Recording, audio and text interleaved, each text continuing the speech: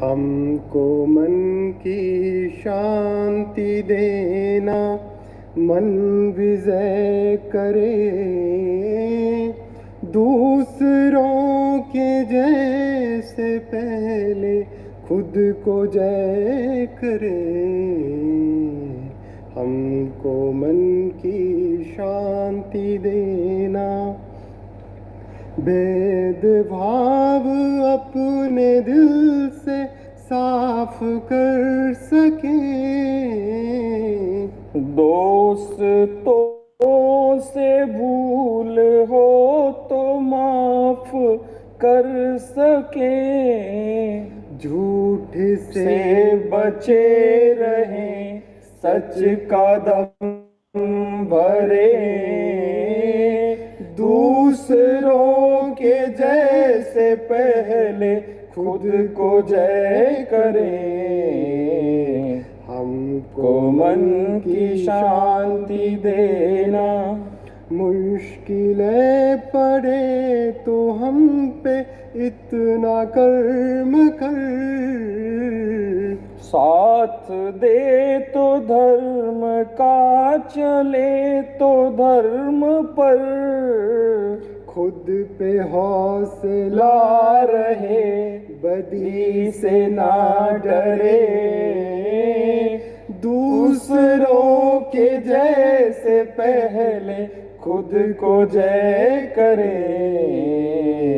हमको मन की शांति देना, मन विजय करे, दूसरों के जैसे पहले खुद को जय करे। So, thank you so much for your kind attention.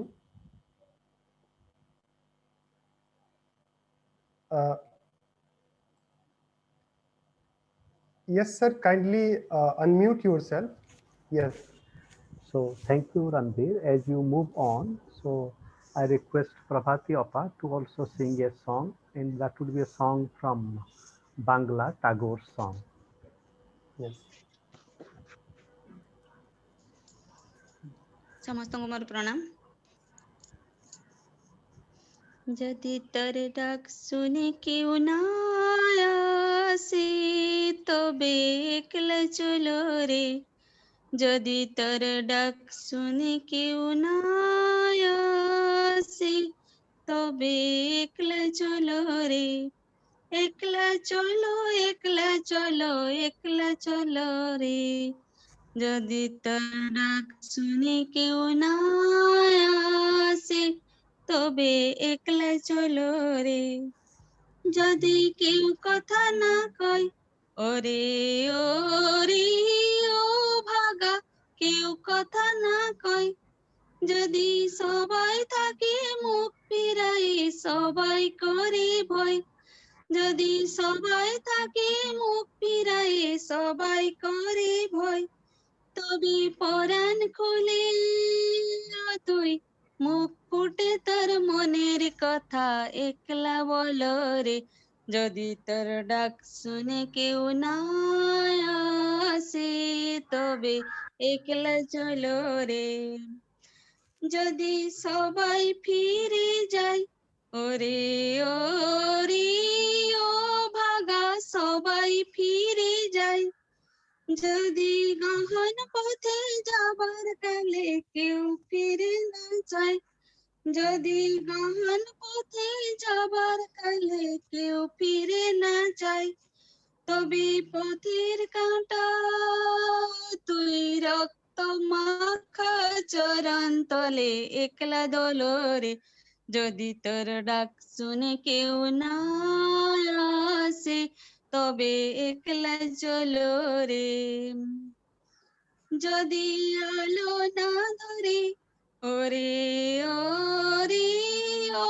ভাগা আলো না ধরে, যদি ঝড় বাদলে আঁধার রাতে দুয়ার দিয়ে ঘরে, যদি ঝড় বাদলে আঁধার রাতে দুয়ার দিয়ে ঘরে, তবে বজ্র নলে আপন বুকের পাঁজর জ্বালিয়ে নিয়ে একলা জ্বলরে যদি তোর ডাক শুনে কেউ না আসে তবে একলা চলো রে একলা চলো একলা চলো একলা চলো একলা চলো রে যদি তোর ডাক শুনে কেউ না আসে তবে একলা চলো রে। ধন্যবাদ প্রভা। So, Randhir, please. Yes, thank you Just so 1 much. minute. The meaning of this song is, and that is very significant for our discussion today. And in this song, Tagore is saying, if listening to your call, nobody joins you, please continue your journey yourself, alone. And sometimes the peace process, as you see, it is not an easy task, but even if not many people join, but we still join, even one person join, one peace-loving soul joins. It is in that spirit we welcome this poem to our peace conversation this afternoon. Yes, sir. Thank you, sir. Thank you so much. And today is also two special days, I would say. One is Father's Day and another one is World Refugee Day. And first of all, our heartfelt prayers for peace on this day. You know, we celebrate the strength and courage of people who have been forced to flee their home countries to escape conflict, persecutions, and statelessness. So, and the song that we sang, Humko Man Ki Shanti Dena, you know, it's related to a sense of the idea of Omes Oj, a very famous, you know, Israeli author and peace activist, who once said, a conflict begins and ends in the hearts and minds of people, not in uh, the hilltop. So namaste everyone. I Randhir Kumar Gautam on behalf of the School of Humanities and Social Sciences of Raffles University, welcome you. I also welcome you on behalf of Swadhyaya Sahachkara, Circle for Creative Co-Learning, Vishwaneedam Center for Asian Blossoming, Puducherry and Chennai, and Raise Global Foundation, USA. Welcome to this international dialogue on the very topic, peacemaking revolution and moving ahead towards a peace and reconciliation between Israel and Palestine. First of all, I welcome our honorable speaker, Professor Sapir Handelman. I also welcome Honorable Chief Patron of Raffles University, Dr. Meena Vigombar, former Chief Justice of Rajasthan High Court, Honorable Vice Chancellor of Raffles University, Professor Divakar Goli, Deepika Dave, founder and CEO of Raise Global Foundation, and Professor Anant Kumar Giri, Professor at Madras Institute of Development Studies and founding honorary executive of Vishwaneedam Center for Asian Blossoming, and all the respected participants, discussants. I can see Professor Meera Chakrabarti. Welcome you, ma'am. Let me give a brief introduction to our honorable speaker. Dr. Sapir Handelman is the chairman of boards of Minds of Peace and Negotiation Moderator. And he founded Minds of Peace in 2009 based on his concepts of conflict resolution in interactable conflict. He received the 2010 Peter Baker Award for Peace and Conflict Studies. It is the most important academic prize for peace and conflict research in Germany and probably in Europe. He was a postdoctoral fellow at psychology department of Harvard University, and he was the first scholar to receive the Lynch Fellow in peace and conflict resolution research 3 times in a row. This is one of his outstanding contribution and significant acknowledgement of distinguished university at Missouri at Louis. And Dr. Handelman was also visiting professor at the Center for Peace and Conflict Studies at Wayne State University. He is leading the master, as I have said, Minds of Peace experiment, a grassroots Israeli-Palestinian public negotiating congress originated in major universities around United States, America and Canada, and now extended in different locations around Israel and the West Bank. So thank you so much, sir, for coming and accepting our invitation for this very dialogue. Let me also give a brief introduction to our Swadhyaya Sahachkara, a circle for self and mutual studies. Swadhyaya Sahachkara is an initiative for studying and learning together self, culture, and societies and the world. Friends associated with this are eager to walk and mediate with new horizons of thinking and new movements of social and cultural change at work in our contemporary world. We study seekers such as Maharshi Aurobindo, great philosopher, Mahatma Gandhi, Chittaranjan Das, a seeker and creative thinker from Orissa, and many others from around the world. We also present our own writings and reflect upon our creativity together. We also invite seekers from different fields of life to share with us their lives, their visions, sadhana, a struggle for creating a world of beauty, dignity, and dialogue. We meet every Sunday and sometimes in Wednesday, and now we are nurturing this creative dialogue with School of Humanities and Social Sciences of Raffles University and Raise Global Foundation and USA. So far as the topic is concerned, I think it is a very significant topic and a very significant personality who can deliver a creative talk on this very topic. Although I have gone through his many important articles on this very issue, such as Minds of Peace Experiment, a laboratory for peace, for people-to-people diplomacy. Second article I read between the Israel and Palestine conflict and East-West Pakistan struggle, a challenge to the conventional wisdom.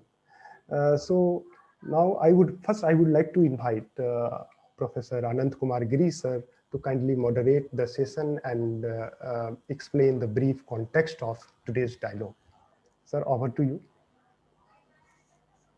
Thank you so much, dear Randhir, and a very warm salam and a poetic salam to to Sapir. And this afternoon, as we are here in India and you are a few hours before the afternoon, I remember that evening in 2006, where in the night around 8 p.m. in German time, in one auditorium in this beautiful University of Freiburg, by the mountains and by the forest called the Black Forest. So just after the talk by this great philosopher and language theorist from University of California at Berkeley, if I remember, he is Professor John Searle, and Sapir can correct me. So then I presented a question to Professor Searle, and after that a very warmly embracing being came and said hello, and that is the beginning of not only wisdom but years of traveling not alone but together. And this traveling included not only traveling with Sapir but with his beautiful wife Yel. Oh, and this is another commitment to peace, that that out of respect and facilitating Yale's desire to practice her deeply interesting musical vocation, Sapir chose to follow his wife, and that is how he came to Freiburg. And so, out of our many journey together, I also remember our journey to a beautiful, city and place called Baden-Baden in this beautiful land of Germany and Europe. And one evening, we also, three of us had gone to Karlsruhe, another great city of culture and creativity, where Sapir's wife Yael was to perform. Both of us were there. And then we came back in the train from Karlsruhe to, to Freiburg. And in the train, we are discussing about, out of his many important interests, is on Machiavelli, and which Sapir has written. And he also contributed an essay to the book on the modern prince and the modern sage, transforming power and freedom. So Sapir has been a very creative soul and border-crossing thinker, and bringing people, friends from both Palestine and Israel to a peace negotiation, a peace context. So as we look forward to being with Sapir and in this difficult but at the same time lively issue, a lively issue of coexistence with all the difficulties when we visit Israel and Palestine. We cannot but be struck by the warmth of the people. And it is this almost the roots of the language are almost same. And not only that, the hummus and the falafel and that hummus of peace. But at the same time, the challenges and difficulties, and as today is the World Refugee Day, and we are undertaking this conversation on peace, the great Israeli novelist and peace activist Amos Oz, in one of his essays, he says, Palestine is also a refugee camp. But he also goes on to write, the Arabs look at Jewish Israel and do not see it as it really is, a half hysterical.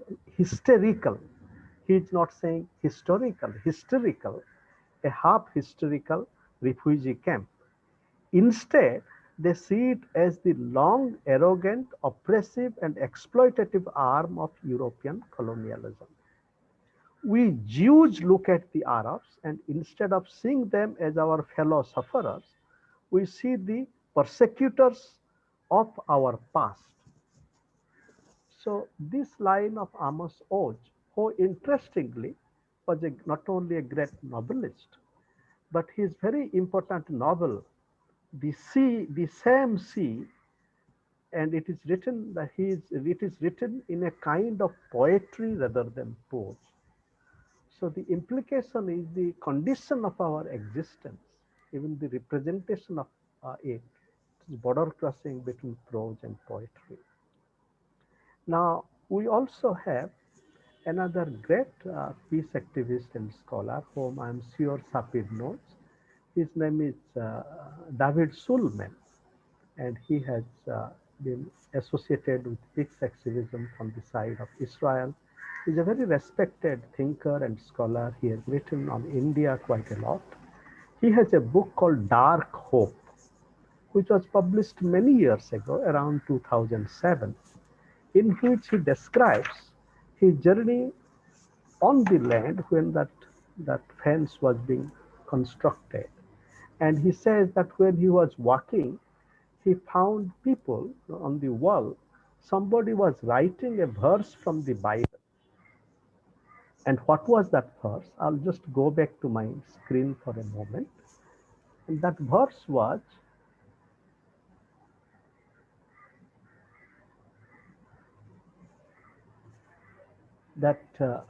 and it is a verse from Malachi. Have we not all a single Father? Did not one God create us all? Why does one man betray his brother to desecrate our father's covenant? Judah has betrayed, and abomination has been committed in Israel and Jerusalem. And and David writes that in the beginning they did not know who had written this on the wall. But next day when they were traveling, then the same person came and with a pen, a box of pen to write. And then the police people there, the army people, they caught hold of him. And then he said that in Israel it is legal to write the verses from Bible anywhere. And the soldiers were in confusion what to do. And David Sulman writes that they talk to their higher superiors, and their superiors say that this man is correct. You can write it, in Israel.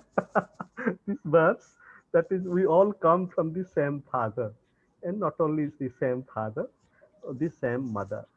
Therefore, the title of David Sulman's book, Dark Hope, in a way, the present condition in Israel and Palestine, it has that element of dark hope, but nonetheless, it is also the reality of hope. As we move along, I also wish to quickly present to you this thought on Seize the Conflict and Build the Peace by Rameen Jahan Beglo. Rameen Jahan Beglo is a Gandhi scholar and a philosopher and peace activist, originally from Iran and based in Jindal Global University, and reflecting upon the latest war and conflict and killing. And he's saying that the way forward is at least to agree, not to kill, and reduction of killing, and and a kind of non-violence. And then Ramin says, like everybody, that both sides, they perpetuate the logic of victimhood, and both sides need to assure each other, both Israel and Palestine. But we also realize that in this conflict, in Israel and Palestine, in this very difficult and painful experience of innocents being killed, but there is also a reality of differential structural power.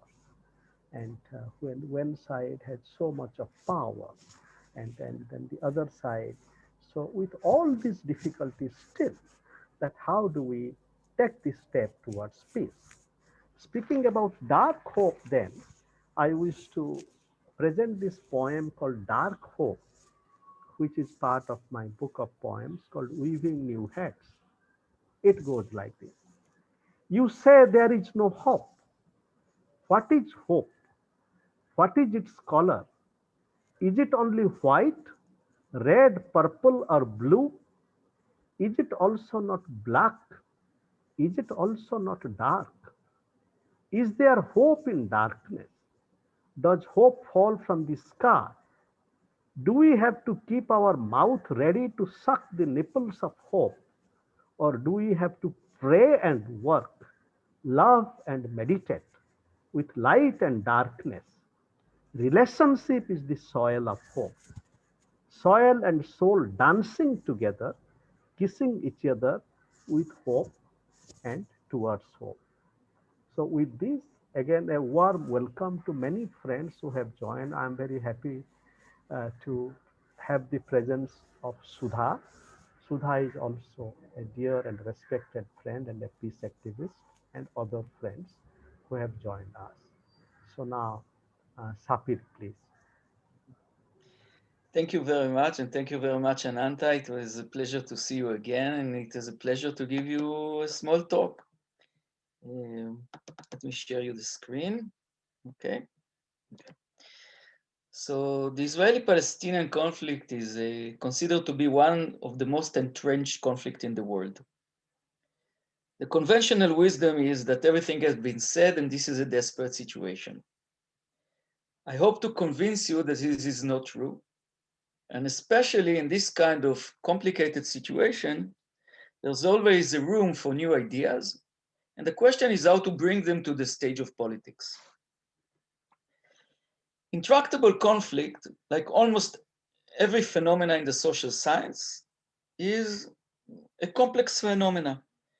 The meaning, in contrast to Newtonian physics that we spoke about, simple phenomena, in complex phenomena, the meaning that it's every political, diplomatic, or militaristic move has unintended consequences.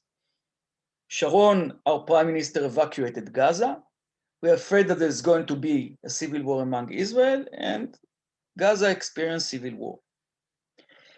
So you cannot develop, you cannot control the chain of event and make specific predictions. But you can speak about tendencies. And I'm going to argue that if we are going to attack the conflict for different side, dimension, and directions, perhaps a peacemaking revolution is going to emerge. And in this kind of situation, we need a peacemaking revolution. Intractable conflict, it's like a disease that controls the body. It's a destructive evolutionary progress. Every element that benefit the conflict survive, and whatever operates against it becomes extinct. So in order to break the chain of destruction, we need a revolutionary peacemaking process that brings another logic, another momentum, and a peacemaking revolution, a peace process that cannot be stopped. And the question is how to create it. I'm going to argue that in order to have a peacemaking revolution, we need two major elements in this kind of situation. The first is visionary leaders, and the second is the involvement of the people in the peacemaking process. These two elements are intertwined. The Israeli-Palestinian situation is a conflict where ordinary citizens are in the middle of the struggle. This is not a situation when you have standing armies, a leader can reach an agreement, and you have institution to keep and maintain the agreement. Visionary leaders without public support cannot promote peace. One of the symptoms of intractable conflict is that peace process progress, violence increase. So violence increase, Israelis believe that Palestinians are not human beings, Palestinians believe that Israelis are not human beings, all the prejudice coming back and the peace process collapse. However, if the people are involved in the peacemaking process, they invite visionary leaders to the stage of politics and demand of them to progress a peacemaking agenda. Ladies and gentlemen, Martin Luther King was not born in a vacuum. There was an environment that created and invite visionary leader like Martin Luther King to the stage of politics. So to conclude my short introduction, we need two major elements: visionary leaders and the involvement of the people. I'm going to speak about another one, and this I'm calling peacemaking institutions. Peacemaking institutions help to make the connection between visionary leaders and the involvement of the people. And the question how we are going to do it. I'm going to present two models, two peacemaking models. These peacemaking models are competitive. However, I'm going to argue that we should look at them as complementary. The first I'm going to call the political elite model, which I'm not going to speak much about it. And the second I'm going to call the public assembly model. The political elite model is the dominant experience of peacemaking initiative in the Middle East. It suggests diplomatic interactions for leaders and political elites to initiate a peace process, to progress and conclude agreements. Its main disadvantage that it does not involve the people. Since it does not involve the people, it's vulnerable to violent episodes. The second, which I'm going to present, and this I'm going to speak about it, I'm going to call the public assembly model. The public assembly model is new in the Middle East. The idea is to create a major Israeli-Palestinian public negotiating Congress. A major public negotiating Congress that invite representatives of the opposing societies that reflect all the political spectrums to discuss, debate, and negotiate solution to the conflict. As I said, it never tried in the Middle East. However, the idea is based on the multi-party talks that have been done in South Africa and in Northern Ireland. Ladies and gentlemen, in the 70s of the last century, the three most entrenched conflicts in the world were considered to be the troubles in Northern Ireland, the struggle against apartheid in South Africa, and the Israeli-Palestinian conflict. 20 years later, the first, against any expectations, the first to experience the revolutionary transformation, and the Israeli-Palestinian situation is still considered to be a desperate case. Maybe we can study for them. As I'm going to show you, in both cases, they created multi-party congresses. They invited all the political parties to discuss, debate, and negotiate solution to the conflict under certain rules. Unfortunately, those congresses were established, collapse, establish and collapse again, violence increased, but in the end of the day, they created the environment for leaders to conclude agreements. So ladies and gentlemen, we have here two complementary models. The first is the political elite model, which provide diplomatic channels for leaders to start the peace process and conclude agreements. Its major disadvantage that it does not involve the people, and it's vulnerable to violent episode.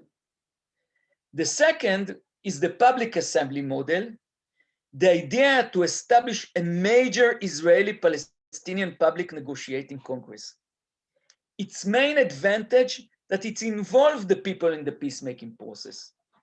However, its main disadvantage that in this kind of Congress that give a voice to every segment in the opposing society, it will be very, very difficult to reach agreements. So the first, the political elite can bring agreements, but does not involve the people. The second, the public assembly involve the people, but it's very difficult to reach agreements. However, in brackets, I'm going to show that in contrast to Northern Ireland and South Africa, in the Israeli-Palestinian situation, I believe that beyond any expectations of mine, my experiment shows that it will be possible to reach agreements. As I said, I'm not going to speak about the political elite model because this is diplomatic interactions. This is from leader. This is less interesting for us. I'm going to speak about the public assembly model. Okay. The public assembly model, the idea is to create a major Israeli-Palestinian public negotiating Congress. A Congress that invites representatives of the opposing societies to discuss, debate, and negotiate solution to the conflict. Now, one of the things that is very important is what is the legitimacy of this Congress. So in order to be legitimate Congress, we can think about three ways to appoint representatives. The first is election in the opposing societies, in Israel and in Palestine, and to do election just for this specific Congress. And this would have been done more or less in Northern Ireland. In the Israeli-Palestinian situation, I think because of the differences between Israel and Palestine, it will be very difficult. The second option is to take all the political parties and to ask to send representative to this kind of Congress. This has been done in South Africa. It's also not practical in Israel and Palestine. In Israel, yes, but in Palestine, it's not practical. So we're going to the third option. The third option is to have a search committee, search committee Israelis, and search committee for Palestinians, and to nominate delegates from different sectors, from different locations, and so on, so different gender, age, and so on, so on, so on, so. When in John Kerry's initiative in 2013 and 14, we built a whole program how to do it. How to have Israeli search committee and Palestinian search committees, and how to elect this kind of representative. Let's say, for example, 120 Israelis and Palestinians. I think this is the way to go ahead in Israel and Palestine. Okay. All the participants that participate in this Congress have to commit to general rules of non-violent communication. So In South, dear yes, Sapir, yes, I request one consideration. yes, So in our presence, we have some friends who would be benefited by a quick translation. And this dialogue includes some friends from Odisha with which we originally began. And I okay, make a quick translation of the presentation on the way. So it sure, is in that spirit, I'll take a few minutes to translate. And after okay, you speak for 15 minutes, I'll offer a very quick summary. And so, and I thank all friends who are non-Odia to kindly consider the need for a translation. So, ବନ୍ଧୁ ମାନେ ଆମର ବନ୍ଧୁ ସାପିର ଭାଇ ଆମ ସାଙ୍ଗରେ ଅଛନ୍ତି। ଆପଣମାନେ ଯେଉଁମାନେ ମୂଳରୁ ଥିବେ ତାଙ୍କ ବିଷୟରେ ଜାଣିଲେ। ସାପିର ଭାଇ କହୁଛନ୍ତି ଯେ ଇସ୍ରାଏଲ ଆଉ ପାଲେଷ୍ଟାଇନରେ ଯେଉଁ ଅବସ୍ଥା ତାକୁ ଆମେ ଗୋଟେ ଇଣ୍ଟ୍ରାକ୍ଟେବଲ କନଫ୍ଲିକ୍ଟ ବା ଦ୍ୱନ୍ଦ୍ୱ, ତାର କିଛି ସମାଧାନ ନାହିଁ, ଗୋଟେ ସମାଧାନହୀନ ଦ୍ୱନ୍ଦ୍ୱ ଭାବେ ଆମେ ଅନୁଭବ କରିଥାଉ। ଆଉ ଏମିତି ଗଲା 30 ବର୍ଷରେ ବା 50 ବର୍ଷ ଭିତରେ 3ଟି କନଫ୍ଲିକ୍ଟ ଏମିତି ଅଛି। ଗୋଟେ ହେଉଛି ଆଫ୍ରିକାରେ, ସାଉଥ ଆଫ୍ରିକାରେ, ଦକ୍ଷିଣ ଆଫ୍ରିକାରେ ସେଠି ଯେଉଁ ଆପାରଥାଇଡ୍ ଥିଲା, ସେଠି ଯେଉଁ ଧଳା ଲୋକମାନେ ଆଉ କଳା ଲୋକମାନଙ୍କ ଭିତରେ ଯେଉଁ ପ୍ରୋବ୍ଲେମଟା ଥିଲା। ତାପରେ ନର୍ଦର୍ନ ଆଇର୍ଲାଣ୍ଡ, ଉତ୍ତର ଆଇର୍ଲାଣ୍ଡ, ସେ ସାଫିର କହୁଛନ୍ତି ଯେ ଆଉ ତାପରେ ଇସ୍ରାଏଲ ଆଉ ପାଲେଷ୍ଟାଇନ। ସେ କହୁଛି ଯେ ଏଇ ତିନିଟା ଜାଗା ଭିତରୁ 2ଟା ଜାଗାରେ କିଛି ମାତ୍ରାରେ ପିସ୍ ଆସିଲା। ପ୍ରଥମେ ଦକ୍ଷିଣ ଆଫ୍ରିକାରେ ଆସିଲା, ଆପଣମାନେ ନର୍ଦର୍ନ ଆଇର୍ଲାଣ୍ଡରେ ଆସିଲା। ନର୍ଦର୍ନ ଆଇର୍ଲାଣ୍ଡରେ ଯେଉଁ ପିସ୍ଟା ହେଲା, ସେଇ ପିସ୍ଟାର ଯେଉଁ ପ୍ରୋସେସ୍ ହେଲା, ସେଥିରେ ଲୋକମାନେ ଇନଭଲ୍ଭ ହେଲେ ଏବଂ ଯେଉଁମାନେ ନେଗୋସିଏଟ୍ କଲେ ସେମାନଙ୍କର ଇଲେକ୍ସନ୍ ହେଲା। ଏଇଠି ସାପିର କହୁଛନ୍ତି ଏଇ କ୍ଷେତ୍ରରେ ପିସ୍ ସ୍ଥାପନ ପାଇଁ 2ଟା ମଡେଲ ଅଛି। ଗୋଟେ ହେଉଛି ପଲିଟିକାଲ ଏଲିଟ୍ ମଡେଲ, ଯେମିତି ଭାରତ ପାକିସ୍ତାନ। ଭାରତ ପାକିସ୍ତାନର ଭିତରେ କଥାବାର୍ତ୍ତା ବହୁତ ବର୍ଷ ହେଲା ବନ୍ଦ ହେଇଯାଇଛି। ସେ କଥାବାର୍ତ୍ତାଟା ବନ୍ଦ କରିଛନ୍ତି କିଏ? 2 ଦେଶର ପଲିଟିକାଲ ଲିଡରସିପ୍, ସେମାନେ ପଲିଟିକାଲ ଏଲିଟ୍। କିନ୍ତୁ ତୁମେ ଆମେ ସମସ୍ତେ ଆମେ ଗୋଟେ ସୁଯୋଗ ପାଇଲେ, ଯେମିତି ଆମ ଗହଣରେ ସୁଧା ଭଉଣୀ ସୁଧା ଅଛନ୍ତି, ସେ ପିସ୍ ଆକ୍ଟିଭିଷ୍ଟ, ପାକିସ୍ତାନ ଆଉ ଭାରତ ପିସ୍ ପ୍ରୋସେସରେ ସେ ଇନଭଲ୍ଭ ଅଛନ୍ତି, ପ୍ରଫେସର ମନୋରଞ୍ଜନ ମହାନ୍ତି ଆଉ ଏମାନେ। ଆମେ ସମସ୍ତେ ଯଦି କାଲି ଗୋଟେ ଅପରଚ୍ୟୁନିଟି ଆସିବ, ଆମେ ସମସ୍ତେ ନିଜେ ଘରେ ପିଠାପଣା କରି ଆମେ ପାକିସ୍ତାନକୁ ଯିବାକୁ ପ୍ରସ୍ତୁତ ଅଛୁ। ତେଣୁ ଲୋକମାନଙ୍କ ଭିତରେ ଯେଉଁ ସଂଗ୍ରାମ, ସେ ତାକୁ କହୁଛନ୍ତି ପବ୍ଲିକ ଆସେମ୍ବଲି ମଡେଲ। କେବଳ ପଲିଟିକାଲ ଏଲିଟ୍ ମଡେଲ ନୁହଁ, ପବ୍ଲିକ ଆସେମ୍ବଲି ମଡେଲ। ମାନେ ଯେମିତି ଆମର ଗାଁରେ ଗୋଟେ କନଫ୍ଲିକ୍ଟ ହେଇଗଲା, ଆମେ ଗାଁର ସଭାରେ ବସିକି କଥାବାର୍ତ୍ତା କରୁ, ଠିକ୍ ସେମିତି ଗୋଟେ ପବ୍ଲିକ ଆସେମ୍ବଲି ମଡେଲରେ ଇସ୍ରାଏଲ ଆଉ ପାଲେଷ୍ଟାଇନ ଭିତରେ ଶାନ୍ତି ପାଇଁ କଥାବାର୍ତ୍ତା ହେବ। କିନ୍ତୁ ସେଥିରେ ଭାଗ ନେବେ କୋଉମାନେ? ଆଉ ବର୍ତ୍ତମାନ ଇସ୍ରାଏଲରେ ଗୋଟେ ଇଲେକ୍ସନ ପ୍ରୋସେସ୍ ଅଛି, ପାଲେଷ୍ଟାଇନରେ ଅଛି। ପାଲେଷ୍ଟାଇନରେ ଅନେକ ଗ୍ରୁପ କାମ କରୁଛନ୍ତି, ତେଣୁ ଇଲେକ୍ସନଟା ସମ୍ଭବ ନୁହଁ। ଦ୍ୱିତୀୟରେ ପଲିଟିକାଲ ଲିଡର୍ସ ମାନେ ସେମାନଙ୍କର ରିପ୍ରେଜେଣ୍ଟେଟିଭ ପଠାଇବେ, ସେଇଟା ବି ସେତେ ବେଶୀ କାମ ଦଉନି। ତୃତୀୟରେ ଲୋକମାନେ ଉଭୟ ପାଲେଷ୍ଟାଇନ ଏବଂ ଇସ୍ରାଏଲ ତରଫରୁ ସେମାନେ ଗୋଟେ ପିସ୍ କମିଟି କରି ଆଉ ସେମାନେ କିଛି ଲୋକଙ୍କୁ ବାଛିବେ ଯେଉଁମାନେ କଥା ହେବେ। ଆଉ ଜନ୍ କେରି, ଯିଏ ସେତେବେଳକାର ଆଡମିନିଷ୍ଟ୍ରେସନ, ବାରାକ ଓବାମା ଆଡମିନିଷ୍ଟ୍ରେସନରେ ଥିଲେ, ସିଏ ତାଙ୍କ ସାଙ୍ଗରେ ସହଯୋଗ କରି ସାପିର ଏବଂ ବନ୍ଧୁମାନେ ଏମିତି ଗୋଟେ ପବ୍ଲିକ ଆସେମ୍ବଲିର କାମ କରିଥିଲେ। ତେଣୁ ଏଇଟା ସଂକ୍ଷେପରେ ଯାହା ଆମର ଭାଇ ସାପିର ଏପର୍ଯ୍ୟନ୍ତ କହିଛନ୍ତି। So now, dear, could you understand a little bit of Odia, Sapir? Sure. Okay. So now we invite you to come to Odisha and India. So please continue your conversation, please. Sure. I'll speak slowly, slower, maybe it will be. No, no, I can understand you. I am taking notes, so you please go on. Yeah. Okay. One of the most important thing is that everyone who participate in the Congress, every delegation, have to commit to principle of non-violent dialogue.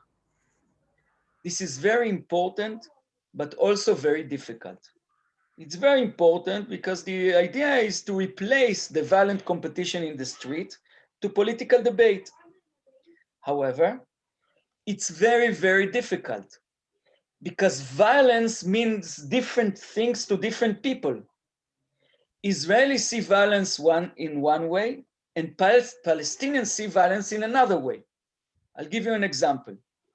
Checkpoints in the West Bank for Palestinians is pure violence, and for Israelis means security. Prisoners of conflict. One side sees them as criminal or terrorist, the other side sees them as freedom warriors. So there's two ways to determine principle of nonviolence. The first is negotiations, to negotiate and to decide what is the principle of nonviolent communication. This has been done in South Africa. The other way, which I don't think it's practical in the Israeli-Palestinian situation because of different mentality, is to ask for a third party to determine principle of nonviolent communication. In Northern Ireland, one of my heroes, Senator Mitchell, the American independent chairman of the peace process, determined Mitchell principles, which are principle of nonviolent dialogue, and political parties who didn't accept Mitchell principles were not allowed to participate in the talks. Okay? Let's speak about two examples about South Africa and Northern Ireland. I'm going to speak a little bit more about South Africa. I don't think that we have time to speak about Northern Ireland, so I'm just going to hint a little bit. In South Africa, we have discrimination for 300 years. And by the way, in Northern Ireland, we speak about the conflict of 500 years. Now, we have to know that in intractable conflict, violence is coming in waves. No society can tolerate violence in high intensity for a long period of time because there's a lot of political, economic, and social costs. So violence is like this. In the last stage of the apartheid segregation, both whites and both blacks, the Africans, begin to understand that it cannot continue like this. The minority of whites begin to understand that they cannot maintain the apartheid anymore. And the blacks understood that with violence, they cannot make a change because South Africa can deteriorate into civil war. So there came a leader to the apartheid government. His name was Botha. And Botha had, in some respect, good intentions. He decided on liberal reforms. However, if you know the theory of Marx, people that are completely depressed are not revolving. People who begin to see hope and you change their situation, two things happen. They begin to understand that they can change the situation, and they begin to ask why you have and I don't have. So both a liberal reform, it didn't make a revolution, just liberal reform to give the blacks more rights, stimulate the hunger of the black population, and they began to revolt, and South Africa was on the brink of civil war. And Botha, the person who had good intentions, have to restore order by violence. As they say, Botha the reformer became Bota the butcher. Then he became ill, and instead of Bota came the clerk. And the clerk, for my opinion, was a visionary leader. The clerk was elected to South Africa on the belief, onto the presidency of South Africa, that he is the only one who can make a change, a revolutionary change in South Africa without endangering the white minority. One of the first moves that the clerk is doing is releasing Mandela from jail. This was a move of a strong leader that shook South Africa. And there was two, the release of Mandela from jail could go for two directions. On one hand, it can stimulate revolt of the blacks, and South Africa can turn into the situation of Ayatollah Khomeini coming to Tehran, or he can become a great peacemaker. And you know that Mandela was discovered a great peacemaker. After releasing from jail, which is a strong leader move, both of them had to negotiate the new South Africa. These two leaders had major disagreement between themselves. I'm not going to, if you want to, in the question, if you want to expand on this, I will do it. But most importantly, they have major disagreements. According to my opinion, they could reach an agreement within 1 month. However, these two leaders understood that without the people, it's not going to work. So they established CODESA, Convention of Democratic South Africa. They invited all the political parties to a major congress to discuss, debate, and negotiate solution to the struggle.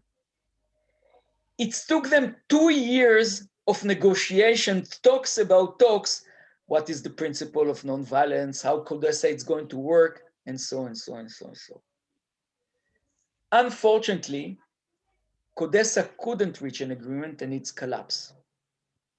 And if we say that peace process progress, violence increase between 1985 to the beginning of the 1990s, more than 15,000 people were killed in political violence.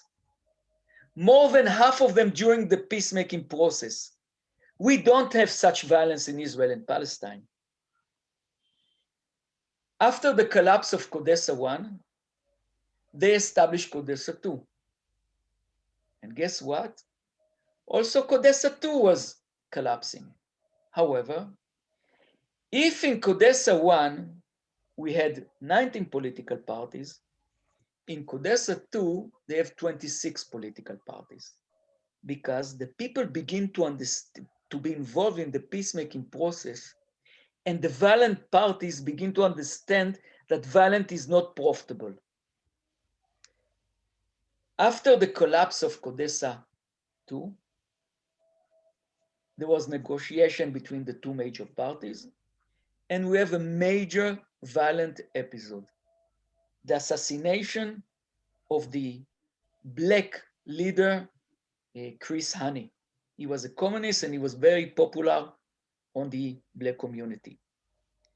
At this stage, Mandela and his friends went to the press and told the people that if the black community is going to take revenge, South Africa is going to slide into civil war.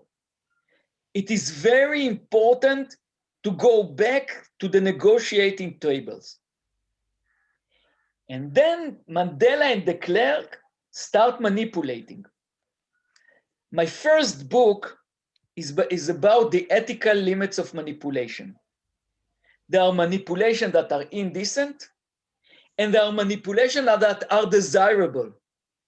Sometimes it's very difficult to achieve a change in human behavior without manipulative elements. Mandela and de Klerk establish the last Congress. They changed his name. Instead of CODESA, Convention of Democratic South Africa, they called it Multi-Party Negotiating Forum. Now, every tough decision they took to decide, Mandela and de Klerk, negotiate between themselves, created a major peacemaking coalition of the moderate center against the extremes, and pass it in the Congress. To put it differently, the impression was that everyone is participating in the peacemaking process. In practice, it was Mandela and de Klerk who negotiated the peace, concluded, and create a major peacemaking coalition that it will get the support of the public Congress. They invented a decision-making mechanism that calls sufficient consensus, and believe me, they have the power to do whatever they want. And this is how the South Africa experienced a revolution. Unfortunately, in Israel and Palestine, we don't see visionary leaders like Mandela and de Klerk. I'm not going to speak about Northern Ireland, but I'm just saying a couple of words. Northern Ireland is more of the same. Senator Mitchell is the visionary leader, according to my opinion. By the way, he's the only one who didn't get the Nobel Prize. He created the all-party talks, which invited the all parties, and it's also failed crisis and crisis and crisis until the end of the day that the leaders of the country, of the Irish Republic and the British, concluded the agreement. By the way, I just published an article, and I claim, I call it the calculus of peace and conflict. And I said that the peacemaking revolution emerged in a situation of ongoing balance between the ability of leaders to conclude agreement and public support. But if you want, I will share it with you. This is CODESA 1. Look at it. Everyone knows that we are coming to negotiate solution to the conflict. Every house in Israel, in South Africa knew that there's negotiation for this. If something like this will happen in Israel and Palestine, Abu Mazen will not be able to say they're going to kill me, and the Israeli leadership cannot say we don't have a coalition. It's create a momentum, it's create new political power. And the question is how to create it. This is another one, this is the second CODESA. And this is an illustration of an Israeli-Palestinian public negotiating Congress. I took the General Assembly chamber of the UN and think about 120 Israelis and Palestinians negotiating in every house, and the president of the United States is opening it, and every house in Israel and Palestine knows that something like this is happening. And the question is how to get there. And I'll tell you a secret, I don't know. But I'm trying. In Northern Ireland, to create the all-party talk, this major public negotiating Congress, it was the international community, the English and the Irish government, and they did it in elections to the assembly. And this is, by the way, I'm not going to repeat the conflict, this is the logic of the conflict. Unfortunately, in Israel and Palestine, we don't have such international pressure to create a public negotiating Congress. The dominant experience was, until now, people speak only of political elite diplomacy. In South Africa, it was the intimate relation between two visionary leaders, de Klerk and Mandela. And as I told you, we don't see such visionary, at least I don't see, not in Israel and not in Palestine. And believe me, we need them. So as naive enough, I know Professor Ananta Kumar Giri, so you have to be naive to know him. So I thought that this kind of Congress can emerge from grassroots, from people like me and you. And I don't have one example in history that something like this grew from people-to-people initiatives. It's usually after a visionary leader, come and do it. So I started to do the Minds of Peace experiment. Ananta, you want to translate or you want it to continue? Very quickly, I will translate. Sure. ତେଣୁ ଆମର ଭାଇ ଭଉଣୀମାନେ ଇତିମଧ୍ୟରେ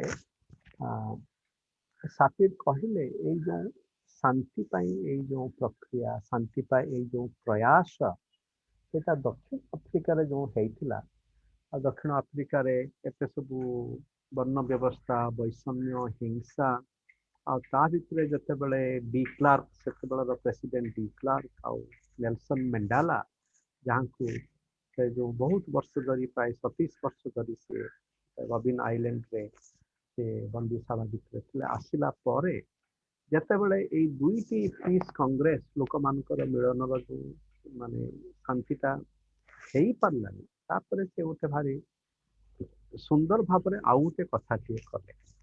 ସେମାନେ କହିଲେ ଠିକ ଅଛି, ଆମେ ସବୁ ପାର୍ଟିମାନଙ୍କର ଗୋଟେ ମିଳନ କରିବା, ଡାଇଲଗ କରିବା, ଯେଉଁଥିରେ ପିସ୍ ବିଷୟରେ ଆଲୋଚନା ହବ। ଏବଂ ସିଏ କହିଲେ ଏଇ ଯେଉଁ କଥାଟି ଆମେ ରାଜି ହବା, ଏଇ ରାଜି ହବାର ପ୍ରିନ୍ସିପଲ ହେଉଛି କ'ଣ? ଦି ପ୍ରିନ୍ସିପଲ ଅଫ ମ୍ୟାକ୍ସିମମ୍ କନସେନ୍ସସ୍। ତା ଅର୍ଥ କ'ଣ? ଯେ ମନେକର ଆମେ ସମସ୍ତେ ଯୋଗ ଦେଇଛେ, ଯେ ସମସ୍ତେ ଯେ 100% ଯେ ରାଜି ହେବେ ତାହା ନୁହଁ, ଅଧିକାଂଶ ଲୋକ ଯେଉଁଥିରେ ରାଜି ହେବେ ଆମେ ସେଇଥିରେ ଯିବା।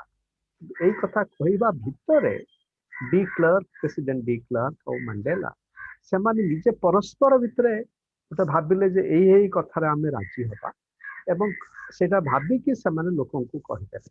ତାପରେ ଲୋକମାନେ ରାଜି ହେଇଗଲେ। ତେଣୁ ଏଇଟା ଗୋଟେ ଭାରି ସୁନ୍ଦର କଥାଟିଏ କହୁଛନ୍ତି, ଭିଜନାରୀ ଲିଡର୍ସ, ସେମାନଙ୍କୁ ଅନେକ ଜିନିଷ ଆଗକୁ ଦେଖିବାକୁ ପଡୁଛି, ଏବଂ ସେଟାକୁ ଦେଖିଲା ପରେ ସେମାନେ ଲୋକମାନଙ୍କୁ କହିବେ, ଲୋକମାନେ ବି ବୁଝିନେବେ ଯେ ପ୍ରକୃତରେ ଆମ ଲିଡର୍ସ ମାନେ ଖାଲି ଆମକୁ ଉପର ଥାଇ କହୁନାହାନ୍ତି, ସେମାନେ ଆମ ସାଙ୍ଗରେ ଅଛନ୍ତି। ଆଉ ଏଇ ପିସ୍ ପ୍ରୋସେସଟା ବହୁତ ସୁନ୍ଦର ଭାବରେ କାମ କରିଛି, ଆମେ ଯେହେତୁ ଦେଖିଛୁ। ଆଉ ନର୍ଦର୍ନ ଆଇଲ୍ୟାଣ୍ଡରେ ବି ସେମିତି ହେଇଥିଲା, ଆଉ କିନ୍ତୁ ଇସ୍ରାଏଲ ପାଲେଷ୍ଟାଇନ କ୍ଷେତ୍ରରେ ସେମିତି ହେଇପାରିନି, ଏବଂ ଯେଉଁଥିପାଇଁ ଆମର ବନ୍ଧୁ ସାପିର ଉଦ୍ୟମ କରୁଛନ୍ତି। Yes, Sapir, please go on. Okay. So I was naive enough to think that something like this can grow from grassroots initiatives. So I started to do experiment, at first in major university in the United States and in Canada, and then in Israel and Palestine. And it's called the Minds of Peace experiment. It's very simple.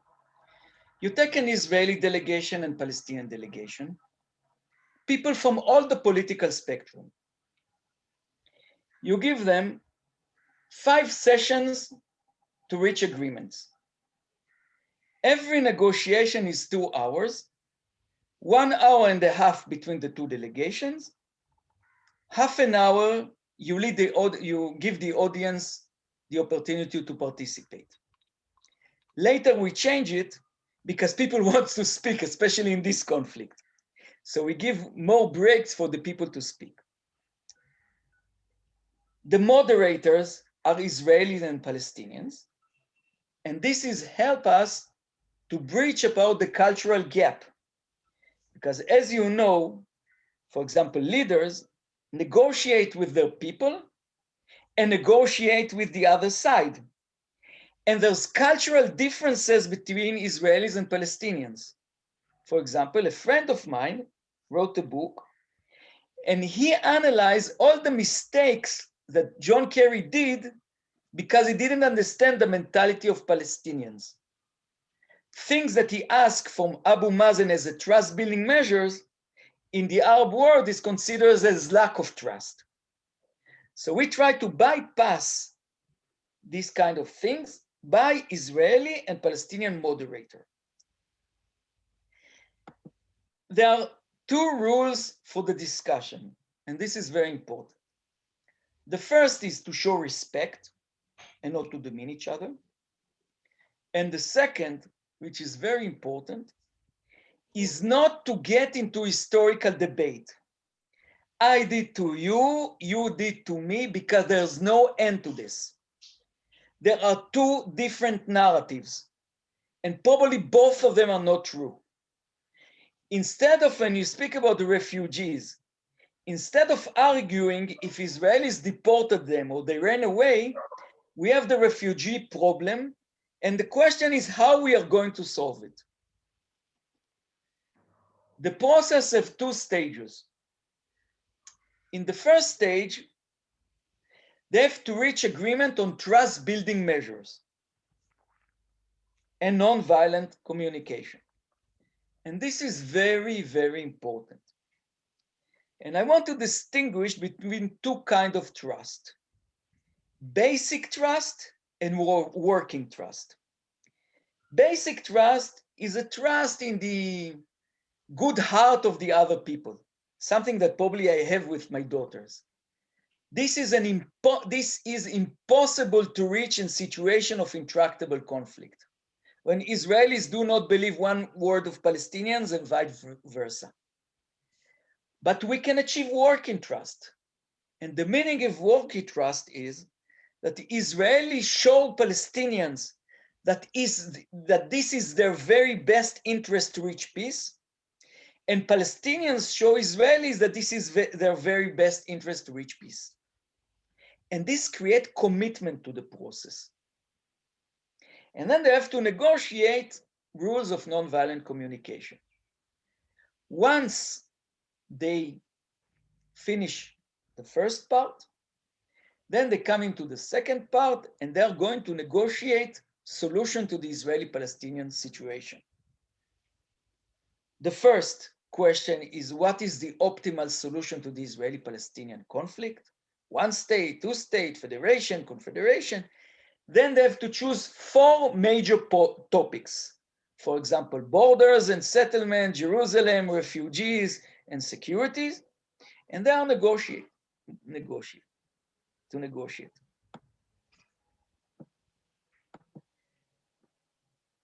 We did it probably 40 times in 3 stages. The first stages was in conference halls, at first in the United States and Canada, and then in Israel and Palestine. We have people from all the political spectrums: high commanders in the Israeli army, prisoners in Palestinian society, people who lost their loved one, radicals, extremists, whatever you want.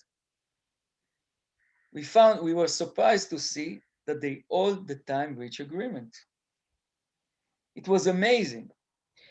And we found out that the negotiation is in 3 stages, in 3 levels.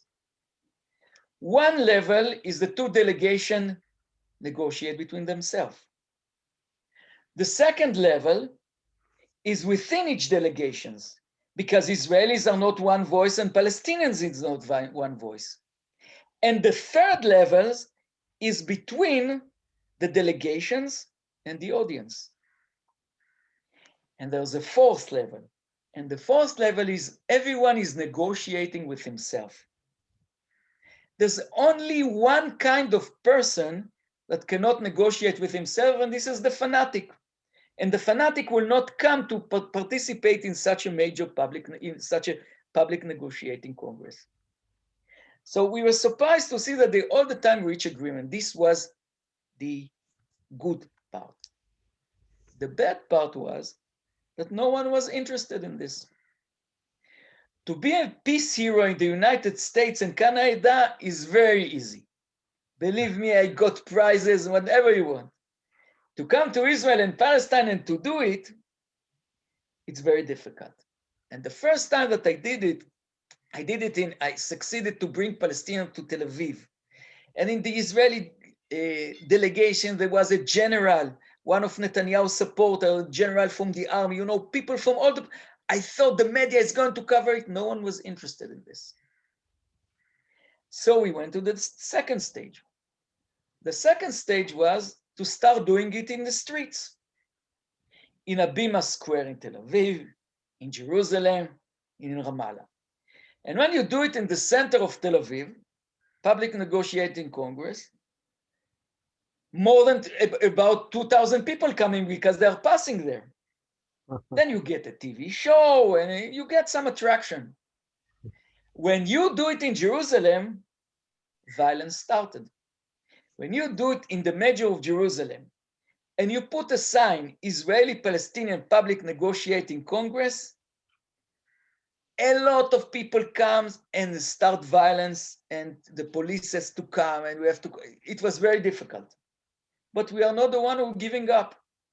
They brought fences, and we negotiate, and we march to the Prime Minister home to give the agreement. And this was in the Israeli side, the extremists. When we did it in Ramallah, in an hotel, after 2 hours, they broke they throw stones about the hotel, and they broke all the windows, and the Palestinian police have to defend us. So, and I just want to emphasize, when we did it in Ramallah, all the newspaper, and there was generals in the Israeli delegation, all the media, Dr. Handelman, they are going to kill you, what's going? I said, relax. Basically, when we look at the videos, there was only 50 people outside, 30 were protesting, and 2 people were throwing stones. And the media like to exaggerate. But we know that peace process progress, violence increase. Then we get some problems to continue. But when we went to the 3rd stage, and the 3rd stage is to organize mass-scale public negotiating congress. The first time we brought 500 Israelis and Palestinians to negotiate in Rothschild Boulevard in Tel Aviv. All Rothschild Boulevard was full of Israelis and Palestinians. And the second time was to do it in Abima Square, when we brought 2,000 Israelis and Palestinians to negotiate solutions. Now, and the first time when we did it, such a mass congress, it was unbelievable. And I'm not a politician guy, and I don't have any desire to be in politics. I gave interviews to more than 50 media channels, but they were all foreigners. We got a cover in the main Israeli TV channel, but this is just, peanuts. When we did it in Rabin Square, when we brought 2,000 Israelis and Palestinians to Rabin Square to negotiate peace, this is something that we didn't have any cover in the Israeli media. It was frustrating. Think about it. One morning, thousands of Palestinians getting out of buses with their flags to negotiate peace with Israelis, and no one is interested in it. No one is covering it. It was unbelievable. By the way, we built a model how to establish this, how to build such a major public negotiating congress, because this is completely different than the small congresses in the conference hall. So after we did the mass scale, we said, okay, let's do something new. First of all, we started on a regular basis to do such a public negotiating congress in schools between Israelis and Palestinians, in universities. Haifa University, it's once a year. It's between women. And we initiate a new project that we call it the Congress of the Israeli-Palestinian People.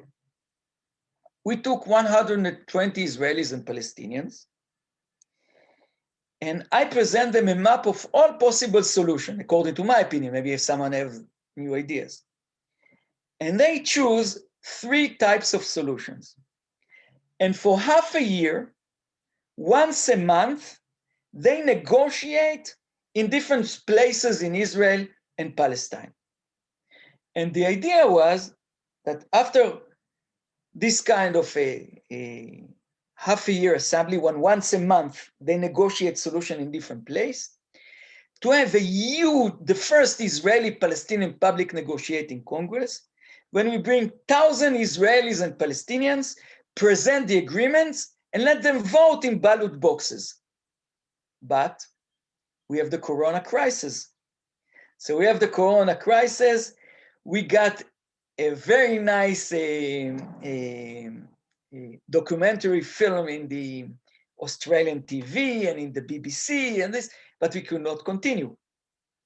So we have to stop everything because of the corona. So just in brief, we took it to the 6th stage. And I'm just going to say in brief, I'm not going to expand on it. We established negoflict. And we said we got a lot of experience by people-to-people negotiation. Let's start helping ordinary people. And we started speaking about an internet platform, a digital platform, and a human mediator, and computer intelligence. We built a model, which I'm not going to present, and we start doing experiments. And we found out that the same principles of negotiation in politics is applied into family, into business. And people, we have daughters and siblings and couples that cannot speak to each other. Give them this platform with human mediator, and they can reach agreements one after a time. So the idea of negoflict is to help ordinary people, to give them skills to negotiate their conflict. Because most people are in conflict and they don't have the tools and the tools to handle this. And the mission of negoflict is to translate our knowledge and to help ordinary people to do it. Now, if you are interested in negoflict, just write me about it and I'll send you information. And if there's mediators who want to do it, so to participate in this, I would be delighted. Let me continue with the, why it's not moving. Just a second. Ananta, can you translate until I succeed to solve the problem here? So, thank you, Todaroba, Sapir. And Todarobar अर्थ यहूदी भाषा होची धन्यवाद. बंधु माने आमर बंधु सापीर जो कथा कहले जे जो डिफिकल्ट सिचुएशन रे विश्वास किंतु विश्वासटा कौ प्रकार विश्वास गोटा होची मूलभूत विश्वास से कहले जेमति मु आ मोर झियो ता भितर जो विश्वास सेटा गोटे हृदयर मूलभूत विश्वास से हृदयर मूलभूत विश्वास ता अछि कि आ इस्राएल एवं पालेस्टाइन से माने जतले परस्पर को माने मनुष्य हिसाब रे स्वीकार करू नाहंती तेनु कहिले जे मूलभूत विश्वास नथिले भी आमे जेहेतु इस्राएल एवं पालेस्टाइन गोटे असुविधा रे अछु कथावार्ता करूछु सेतिपई गोटे प्रकार वर्किंग ट्रस्ट बा जो ट्रस्ट जो विश्वासटी आमको परस्पर संगे कथा हवा को जीवन बंचिबा को सहायता करिवो से वर्किंग ट्रस्ट दरकार आ जो कांग्रेस टी से कले से आगुर जो कांग्रेस टा होउथला गोटे घर भितर आलोचना होउथला ताकु से एई क्षेत्र रे से कहले जे केमती तेलावीव होची इस्राएल राजधानी सेठी करचंती आ जेरूशलम रे करचंती आ रामाला होची सेपटे वेस्ट बैंक रो पैलेस्टाइन साइड रो राजधानी और जत बेले रामाला कले उभय जेरूशलम एवं रामाला रे किछि लोक हिंसा करबा आसिले सेठी पुलिस प्रोटेक्शन कले एवं से जत बेले इस्राएल रो पैलेस्टाइन आडक आसिले तांकू किछि लोक कहले तमे सतर्क हो सेठी हो तुमको मारी देबे तो कहले नाही सेमति किछि नाही आ एई सब प्रोसेस रे जो काम हैला आ तापरे किंतु एई जो नेगोशिएशन सब हैला आ मीडिया इस्राएल रो मीडिया बेसी किछि प्राधान्य देलानी काई लोक मानकर जो संग्लाप से संग्लापटा उभय जो एस्टाब्लिशमेंट रही media establishment political establishment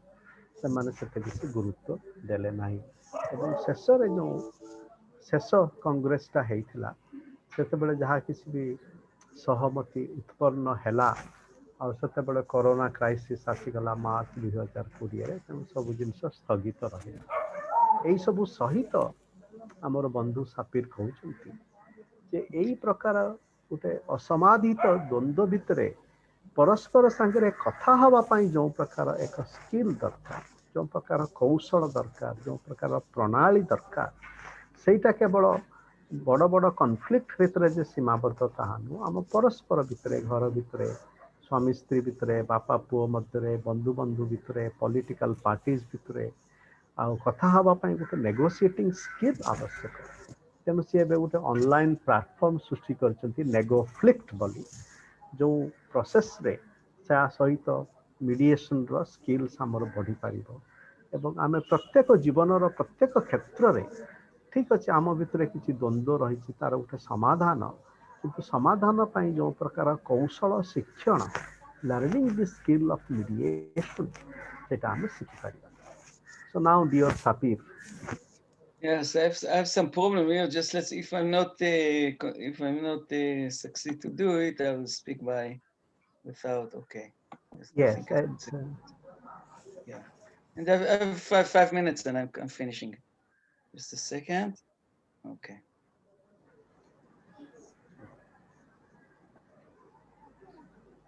Okay. Shit.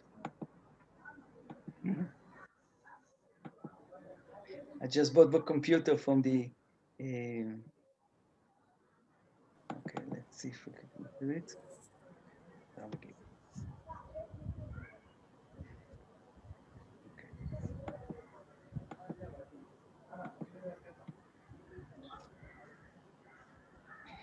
Okay, so I see that it doesn't work.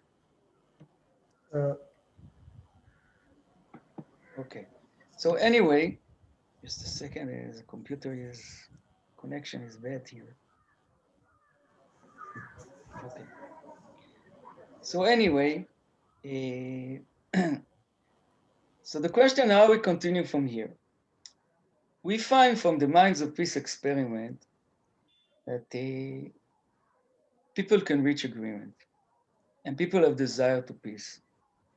And the question is how to translate it to a major public negotiating Congress. And for us, it is quite clear that if the initiative of the Minds of Peace is not going to transform into a major Israeli public negotiating Congress that come to every house in Israel and Palestine, the initiative is going to fail like almost most initiatives in the Israeli and Palestinian case. As I told you in the beginning, I didn't find any example that such a major public negotiating Congress can emerge from people-to-people negotiations. But there's hope. There's two cases in the history, that, as far as I know, that can demonstrate the power of the people in this kind of connection. The first is the Congress of the People in South Africa. In 1955,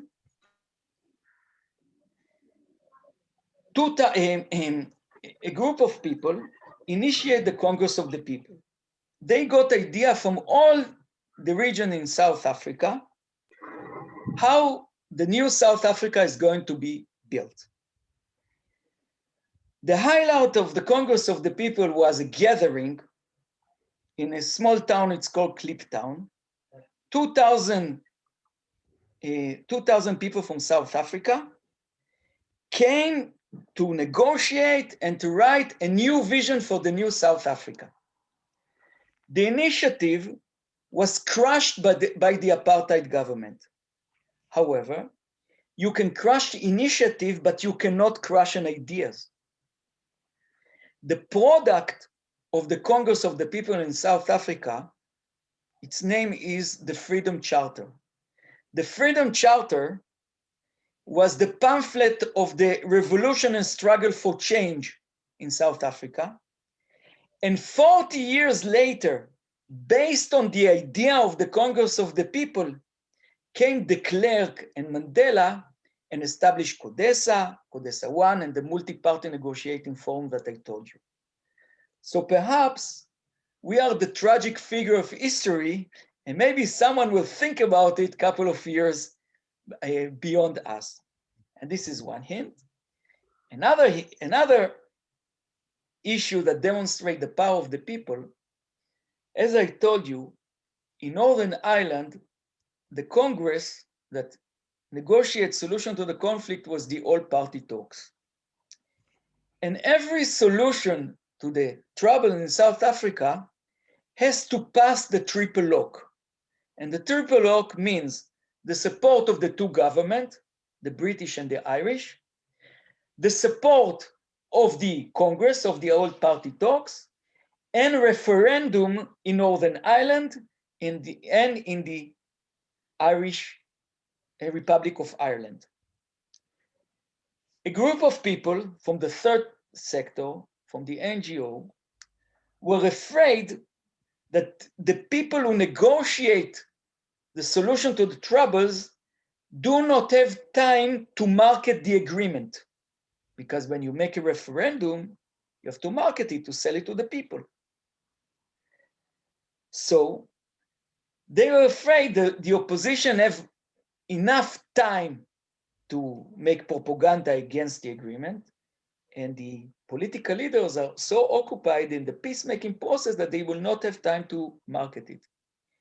And they initiate something that's called the Yes campaign.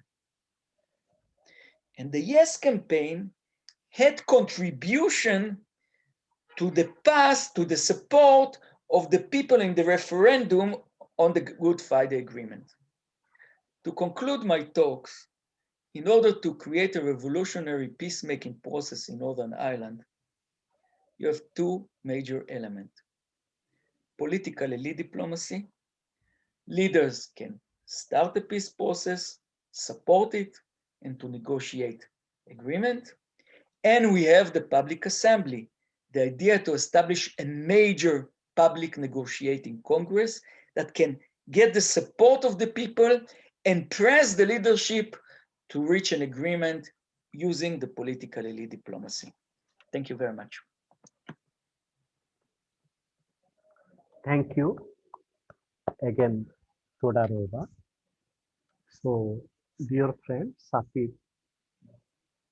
took our hands and hearts and helped us walk through difficult but hopeful springs of history and future.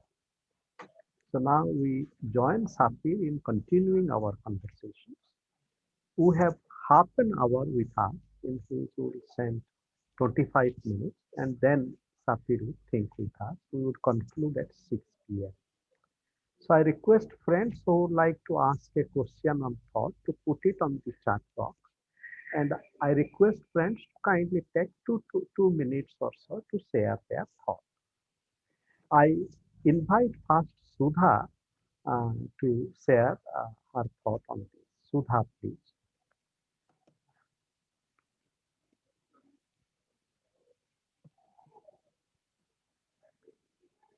Okay. Hello, Sudha. Hello. Yes. Namaste, Ananta. Thank you for organizing this wonderful. And if possible, you can please put your video on. We can put. Sorry, it won't. My video won't work. Okay. Yeah, sorry, it won't work now. Then entire thing will be disconnected. Actually, yeah. And Professor Sapir, I mean, it's really wonderful. Listening to you when you all your experiments, and I can say still experiments, and the success, which are successful in a way to bring the Palestinian and Israel together. Basically, it's the people to people together. This is very, very critical. In fact, we all of us know or are aware of what is at political diplomacy working at a higher level, top level, which normally so far we have seen the failure of that. Whatever way they move, but still we know the results. But when I totally agree with you, when it's very critical to bring the people to people, that is where we are somehow at least, coming from the bottommost. It's when, usually even these peace negotiations work from the top, and that it remains at the top. It will never percolate. It really reaches to the bottom people. People at the bottom, they don't even know what it is. In fact, they are the victims, but not they are not the perpetrators of violence. In fact, they've been used for the violence. Generally, I'm saying. But when you come to, people don't even know what's happening at the top, and just I'm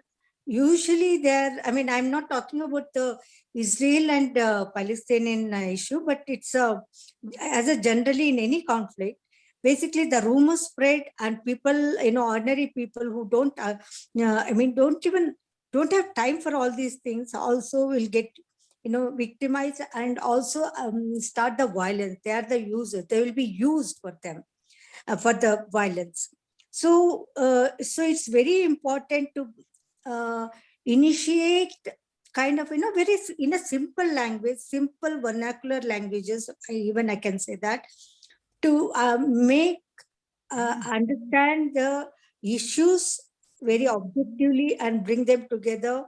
And I know it's very challenging. It's not easy when the people they are the actual victims of the violence.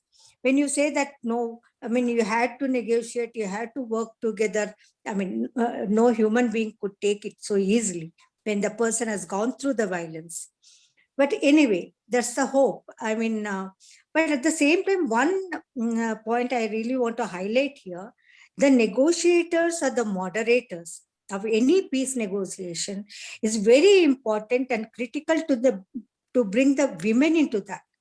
Most of the time I notice the women are not in that place, especially in the official table. It's very rare you find the real women at the top level at the official table for the negotiations or the mediation. Except, I know one, my friend who's in Philippines, she's the official negotiator between the Islamic group and the government, where she has brought really kind of a influence over and bring the peace there. At least there's an attempt. And you could see in other countries how the women played major role in real understanding the peace. What does it mean by peace? What does it mean by violence? What does it mean by non-violence, including that?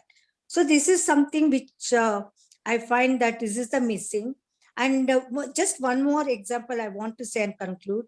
In fact, we in India, we could see in the northeastern states where the women participated during our ethnic conflicts, where the women really brought the peace there. Of course, is always there is a dynamic. It's not that it's over, but the women played they're all just ordinary women.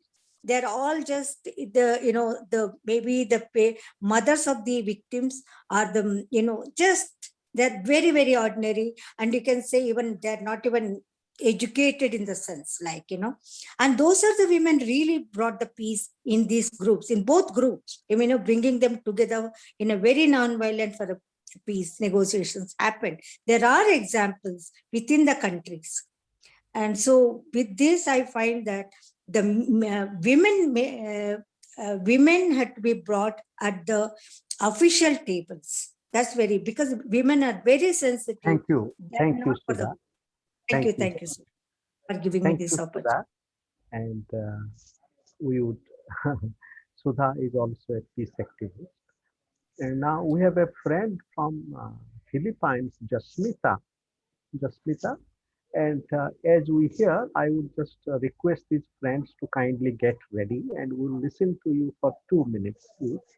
So Jasmita, and then Dr. Sanjay Kumar, and Professor Meera Chakrabarti, Gyan Viji, Susri Sangeeta Appa, and Sandhya Appa, and Nalini Bhai. You please get ready. And then other friends who have questions, please put it on the chat. So now, Jasmita, please.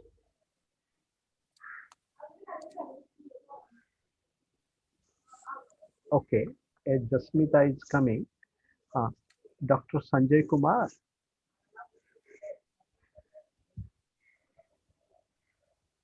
Okay. Professor Meera Chakrabarti, please.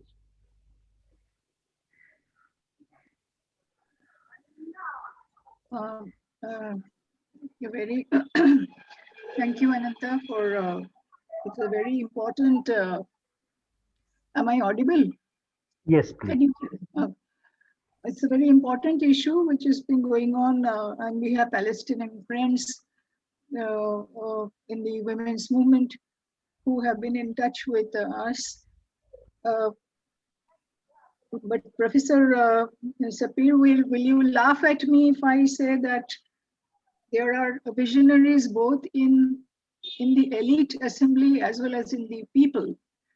So I think we shouldn't undermine that the people in general are also, we call them ordinary people, but they are also, people are also extraordinary. I mean, they have also vision. And if you don't laugh at me, I'll give the example of the Berlin Wall collapse, where people lock, stock and barrel just, perhaps either ignored or forgot about the elite assembly, and they just, spontaneously went and met the East German people, went and met the West German people. And the government, I think in both sides were flabbergasted. They didn't know what to do about it. But you see today how they have mingled together. So I think your diagnosis is absolutely fine that it is people, whether male or female, whether men or women together, they have been working. Both even the Palestinian women are working. I know that. So what is happening is that people to people, I have, even in India, I have told the Northeastern people that at the government level, there can be conflict, but on the people's level, there are no conflict. We welcome you, just come over here, you just mingle with us. And in the universities, they were offering 2% of reservation for such people who come from conflict areas. So this is one thing that people can automatically, spontaneously mix with them. The other thing, may I ask whether if, suppose there is, whatever you're organizing, a joint, effort by both Israel and Palestine to promote economic cooperation and cultural cooperation. So that was suggested long back, I think, by one of the nations of Asian nations in March 2017. I think it was 2007, perhaps. I think perhaps Japan had. So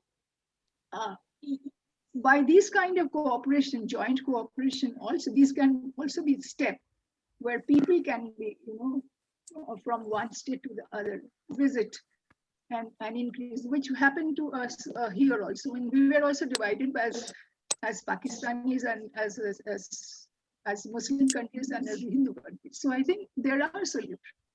And thank you very much for the inspiring talk. Thank you, Ananta. Dhanyabad.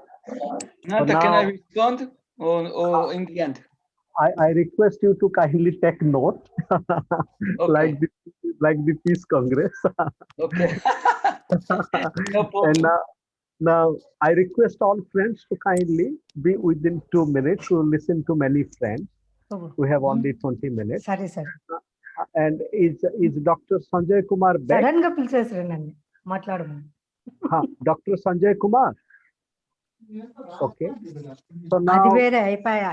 ఇది. So now webinar 4 గంటల నుంచి Gyanlu is it? ఇది peace and conflict resolution. Hear me? Can you hear me? Yes. Yes. Thank you very much. Thank you for a wonderful explanations. Well, I would like to put a question. That is, I remember some years ago, I was watching the Swiss television, and there was, if I am not mistaken, the son of Shalom Ben-Korin, Tovia Ben-Korin, if I am not mistaken. And he said something which impressed me. That is, he said, well, I think that the problem, the radical problem, the root problem of our territory is that our territory is far too promised, far too religiously promised, far too religiously holy. That is, it is requested, asked for by too many religions, and up to the point in which we do not find an agreement between religions and between the promised territory and the holy territory, which is so claimed by different religions, I think, he said, I think, Tovio Ben-Gurion said, I think that there will be a difficulty in finding a political solution for the territory. That is, he said that he claimed, he asserted, affirmed that one of the root problem or the radical problem of the freedom of finding freedom is the question of the holiness of the territory. That is, that the territory is far too claimed by far too many religions, and this can be a problem up to the point in which until the different religions find a real agreement between each other. Thank you very much. Yeah, Gyan. So now I request Susri Appa, please.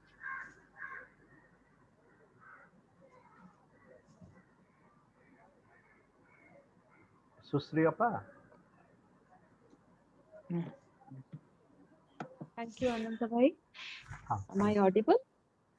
Yes.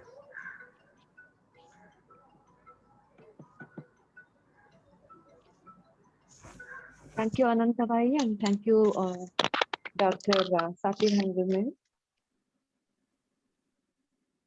So I just wanted to ask, if we can discuss a little more on the people to people, the stage 4 of the, negotiation that Dr. Sapir was talking about, which, and then the next is the negotiation with self. So if we can, yeah. Okay, I'm trying, but it's not getting switched on, I think. Please continue, just please say. Yeah. Okay, okay. So, okay, is it okay now? Yes, please. Okay, okay.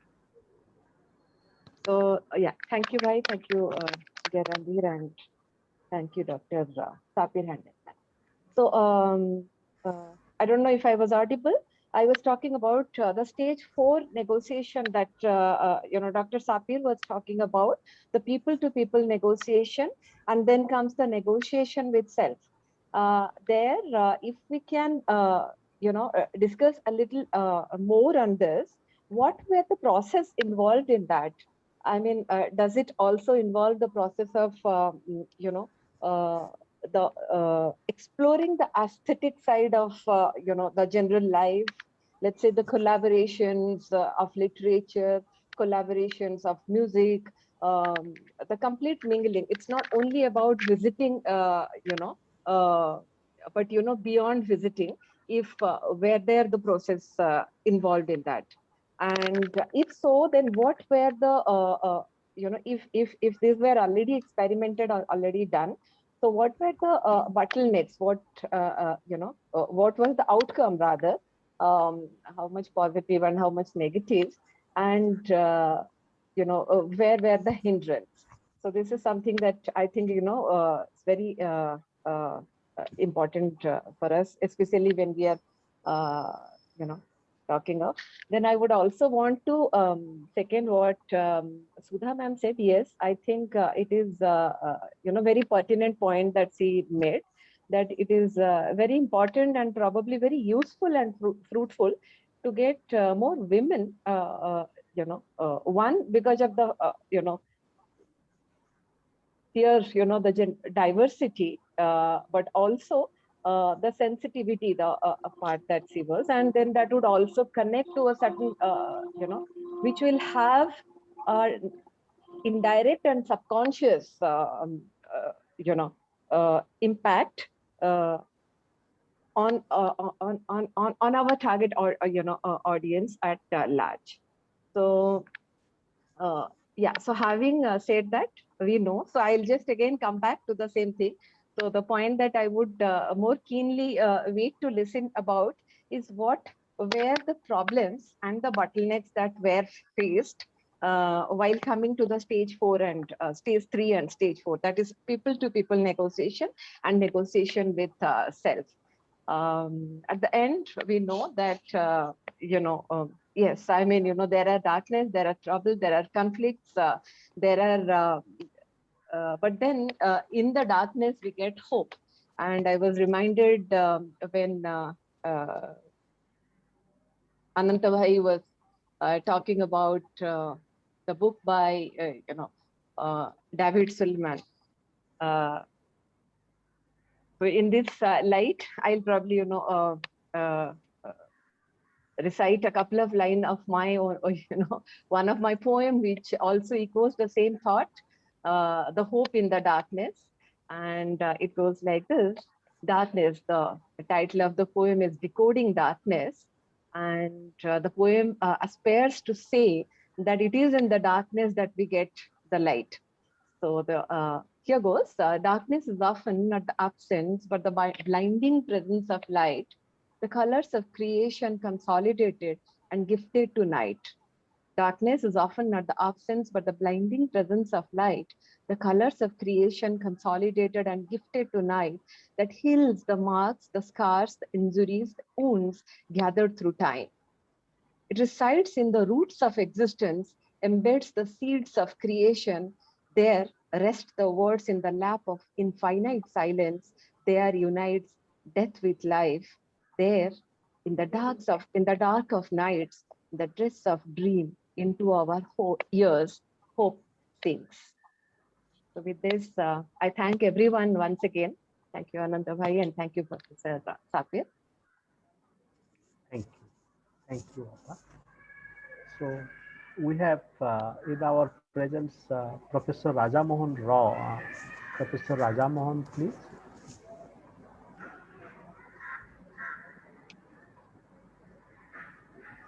Okay, he is coming. Dr. Sanjay Kumar, are you still available? Okay, then I request Anusnigdha, please. Anusnigdha. Hi, good evening. Can you hear me? Yes. I'm sorry, I missed, unfortunately, I missed the first half of your presentation, but I was able to join for the second half. I don't have a question per se. It was just enlightening for me to hear you talk about your opinions and, the aspects that you talked about that I didn't have a lot of knowledge about. And I'd just like to thank you for the wonderful presentation today. Thank you. Thank you. And maybe you would bring one line about the psychological dimension. There are a lot of psychological dimensions, and it would take a really long time to sort of go into it. Perhaps when there is a lot more time and I can do a little more research on the aspects about it. Sorry. Okay. Anusnigdha teaches in a university here called Kriya University. So thank you, Anusnigdha. And now Minoti, please. Hello, am I audible? Yes. Good evening, everyone, and thank you. So I just have one question about Professor Sapir said, whether bridging the cultural gap will give birth to, we will have less conflict, because very often we have seen that that cultural, the neighboring states, neighboring countries, which doesn't have much cultural gap, they only indulge in, I should not say indulge, they do something in, they always have some conflicts. So I want to ask him this one, and thank you so much for the insightful, deep presentation. It was an eye-opener, like knowing different things. So this is my question. If time permits, I would like to read one poetry on war. Ananta bhai, if you please permit. Yes. Yes, please. Yes. So it is today's Father's Day and World Refugee Day. So my poetry is interwoven between these two things. So I'll just read. The title of the poem is War. What is war? I asked. Papa, please answer. The armed conflict between the countries to conquer one another. Is not it? We all belong to Earth, the same mother. Yes, but it satisfies their false ego and possession of power. On the dead bodies to build their empire. Thousands get injured in the name of duty. Many medals are won for display of bravery. Will it pacify the wounded heart of the wailing mother, a wife's silent tear, and a sister's helplessness, and the broken childhood of an orphan child? My girl, the high price of war, generations to pay it, explained father. It keeps busy the prosthetic industry, ever busy mason to build the cemeteries. More doctors and nurses will be busy. Fighting war against each other is not so easy. Then why don't we wage war against calamities and poverty, the literacy blind beliefs? And why can't we glorify the page of history written with language of love, peace, and humanity? Still, the question is beyond me, as it was in the tender age of 9. Thank you. Dhanyabad Minati. So now I request Nalini Bhai, please.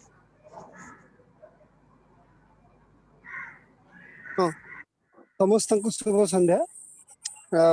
ଆଜି ତ ଅନେକ ଶୁଣିଲି Palestine ଆଉ Israel ବିଷୟରେ, ଆଉ ସେଥିରୁ ମୁଁ ଅନେକ ଯାହା ଉପଲବ୍ଧ କଲି ଯେ ମୂଳ କଥାଟା ହଉଛି ଯେ ଗୋଟେ ପିସ୍, ଗୋଟେ ଶାନ୍ତି ଆଣିବା ପାଇଁ ହେଲେ ଆଉ ଦୁଇ ଦେଶ ଭିତରେ ଗୋଟେ ସମଝୋତା ଏବଂ ଗୋଟେ ନେଗୋସିଏସନର ଗୋଟେ ଆବଶ୍ୟକତା ରହିଛି।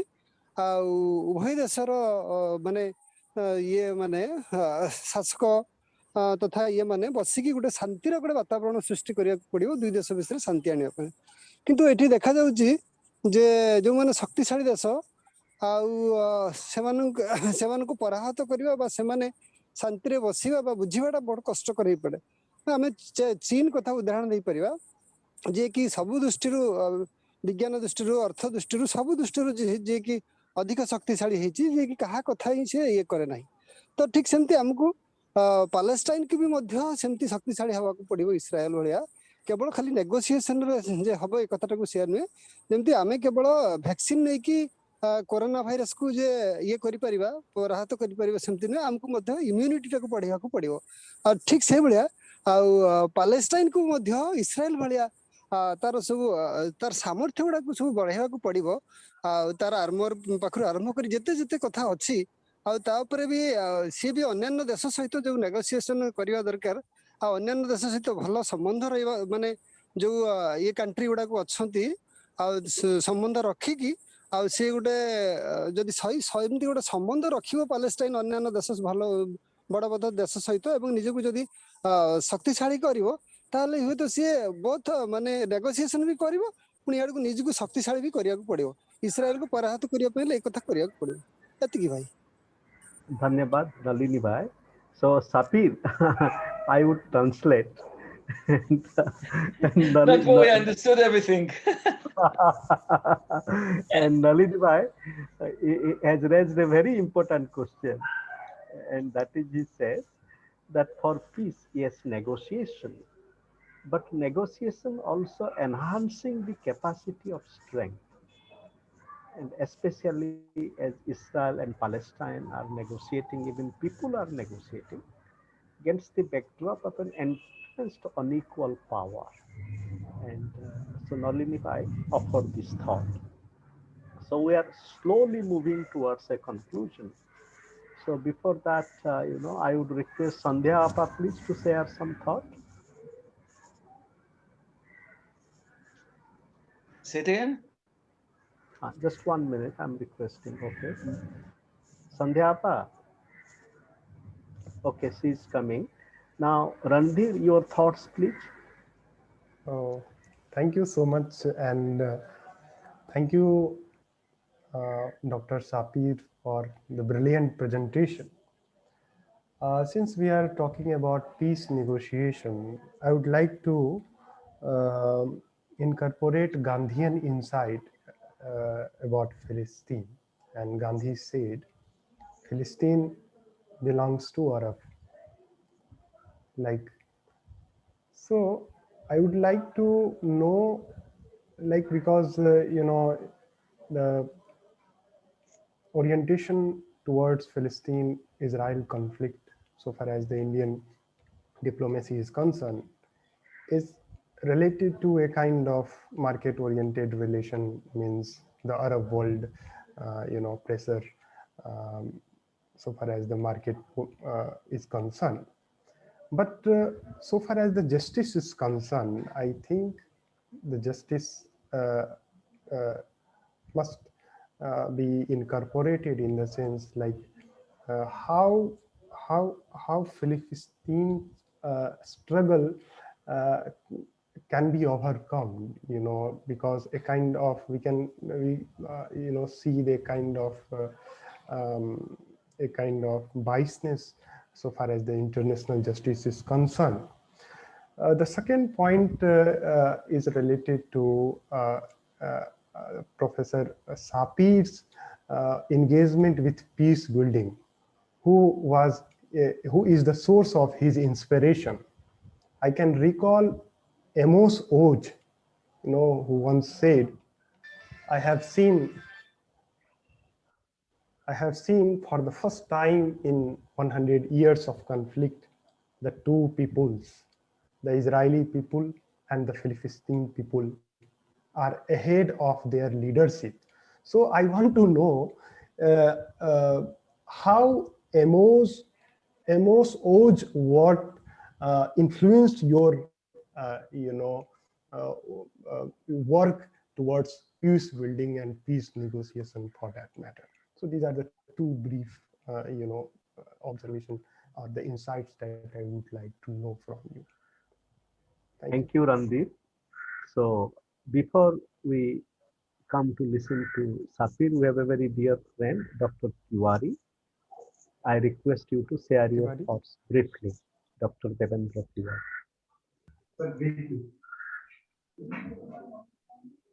Sir, thank you for giving me this opportunity. And I'm mesmerized to listen that wonderful talk. I have few observations. I don't have questions. And those observations I have tried to compare with the Indian context. One of the statement made by Professor Sapir, he says in delivering his ideas, while peace forces progresses, violence increases. I would like to cite an example in Indian continent or Indian history. In 90s, when there was a conflict in Sri Lanka, Indian peace forces were sent to establish peace. But that statement became true over there when Indian forces went there to establish peace. The violence increased. Another observation I would like to highlight here. Sir gave an example to prove to highlight the condition going on in Palestine and Israel, and particularly Sir tried to highlight the history or highlight it in context of South Africa. And Sir said, when one black leader was murdered, then definitely their supporters came forward for taking revenge. And Nelson Mandela came forward and he said, no, we will sort it out by talk. So this statement I have noted down, and two other statements I would like to compare with it. One is a statement by Francis Bacon, the father of English essays. He says, revenge is a kind of wild justice. Of course, revenge cannot be the solution. And another anecdote, which is very popular in India and all over the world, an eye for an eye by Mahatma Gandhi. An eye for an eye makes the entire world blind. So, of course, revenge cannot be the ultimate solution of any conflict. Definitely, it will be sorted out by talk establishing peace. So these were my observations. Sir, if you allow me, I have composed a poem today that is on the occasion of Father's Day. If time permits, may I allow to recite it? Please. Thank you, sir. So the title of the poem is A Sonnet on Father, and it goes like, when a child is with father, he is full of dare, because a father nurtures his child with intense care. It is father who sacrifices his comfort without reservation. Humanity is in his blood, and his offsprings are always paid attention. Everyone in some sense plays the role of a father, definitely, and they have to protect their child and endure the responsibility. But why father is left to suffer in his old age, as if he is an alien for his progeny and is locked in the cage? Life goes on and people migrate in search of bread and butter, leaving their family under the umbrella of their father's care. With father,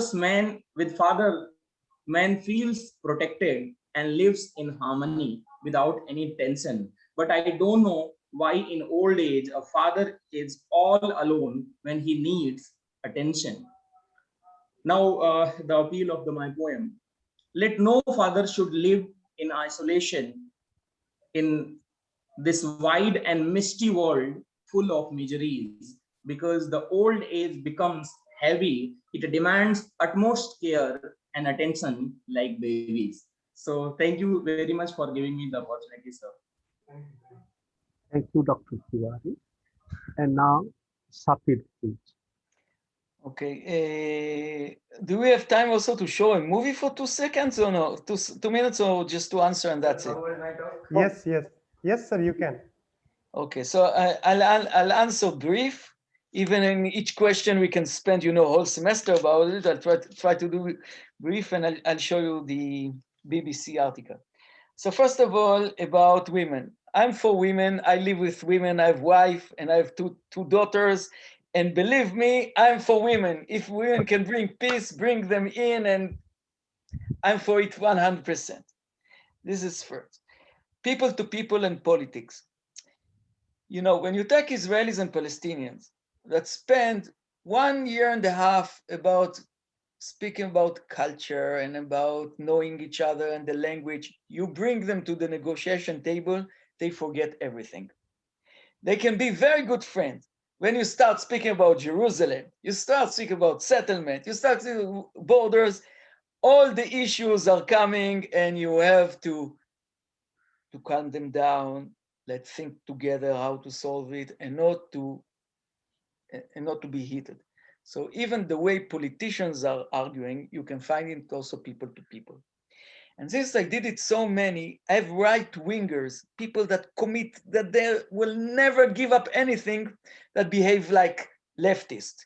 It's not happened to leaders just like Ariel Sharon or Anwar Sadat, it's happened to every one of us. 2, economic cooperation. Look, as we all know, and I just write 2 articles about it, peace has to be made, built, and kept.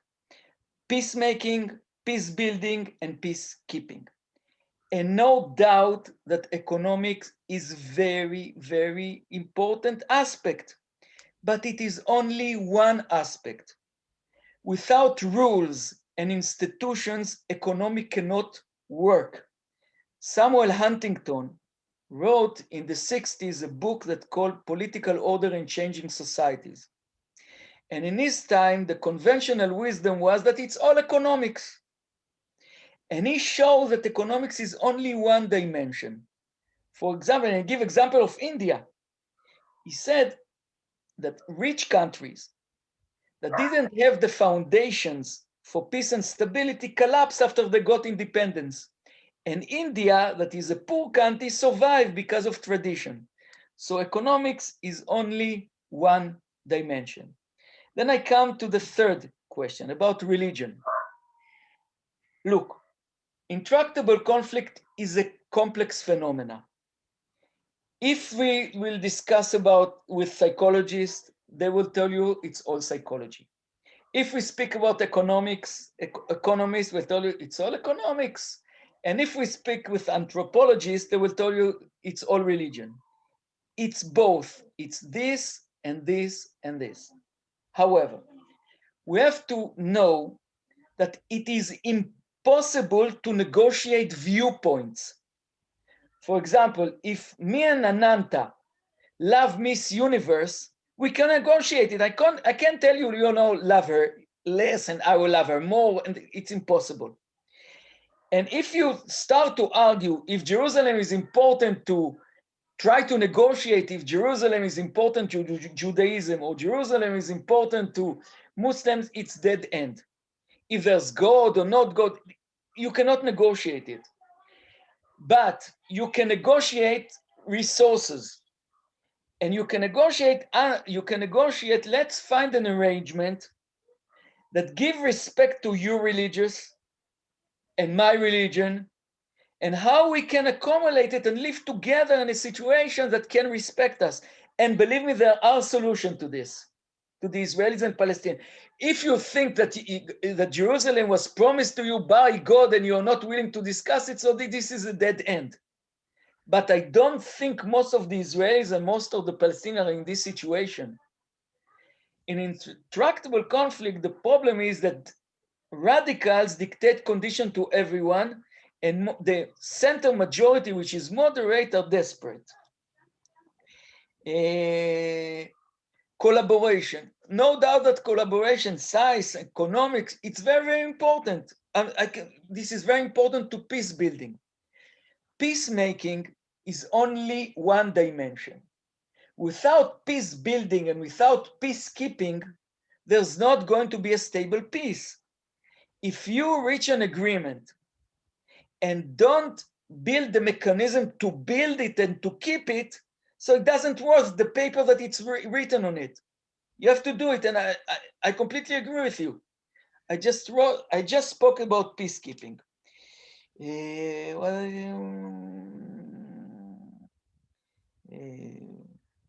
Cultural gap. As I told you, there's cultural gap. For example, I'll give you an example that a friend of mine wrote a book about it. In the West, building trust is step by step. In the Arab world, to build trust, the most important issue has to be first on the table. So when you try to build trust with the Palestinians, going by step, for him it is mistrust. And this is the reason you need also a Palestinians to show you, don't go this direction. Things that he can tell the Palestinians, I cannot tell, because for them are the Israelis. And the same, the vice versa. Asymmetrical conflict. No doubt that this is asymmetrical conflict. Israel has power, and Palestinians do not have power or less power. However, we are Israelis and Palestinians are in the same boat. And if we are not going to find solution to this conflict, these two societies are going to destroy each other.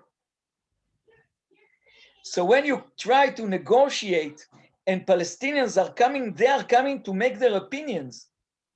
And I remember very well in Israel, where Israelis, when they meet Palestinians, and very knowledgeable Palestinians, very opinionated, they tell them, let's build trust, let's speak about culture. Palestinians say, we are not interested. We are coming to negotiate solution to the conflict because our situation is difficult and we want to negotiate it. And the negotiate is very difficult. This is not easy. Even for the Palestinians are very difficult positions. Justice. I try to adapt Herbert Kellman's notion of justice.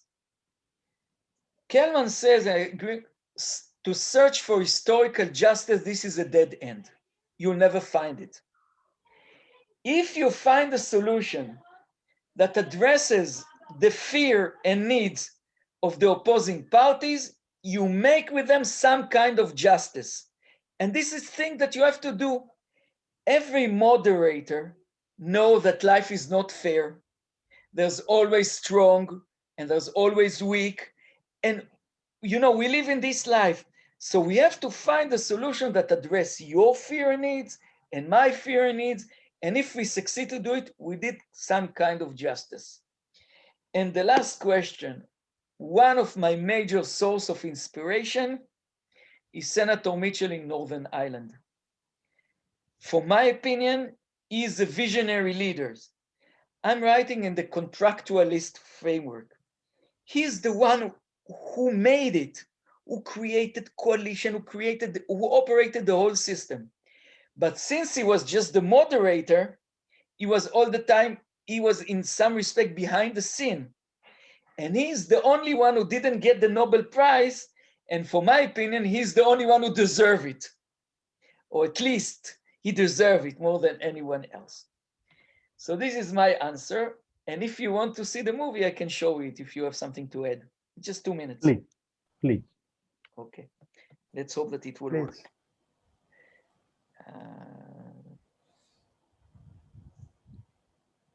As Sapir is bringing the movie, I see Mr. Lewin who expressed an interest.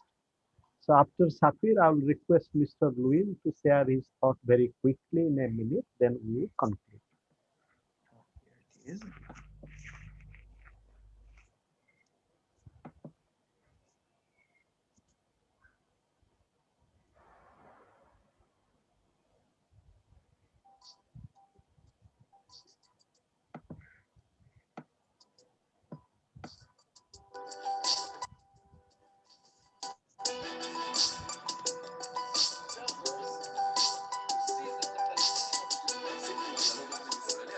I think it's impossible.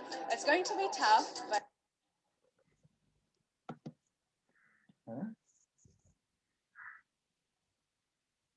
Just a second. let's see what happens.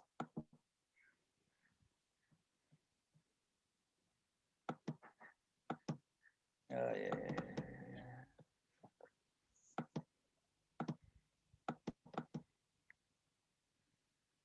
Let's negotiate.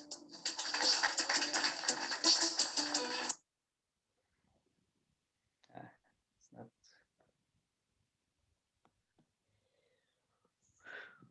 I'm sorry. It's the BBC.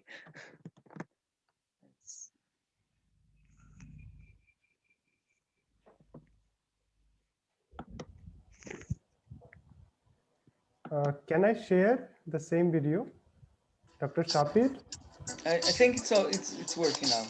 Okay.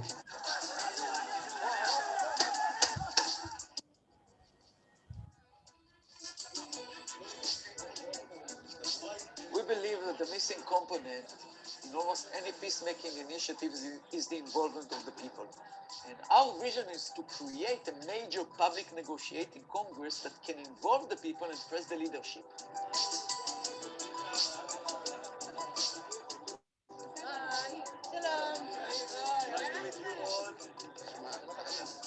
Everyone in the back of his heart knows that this conflict cannot continue forever. It's going to be catastrophe. So people came to listen, to make their opinions in order to find solution to the conflict. So we would like Palestinians and Palestinian Authority will denounce any killing of innocent people. Before that, we lived together. We lived together in peace. But the occupation is a big reason for the state. The environment in the checkpoints is inciting a lot of violence. You won't be able to do it, so don't cheat me with that promise. I don't mean you personally. You guys and us, and we speak about the future we want to build. Let's be constructive. Let's be constructive.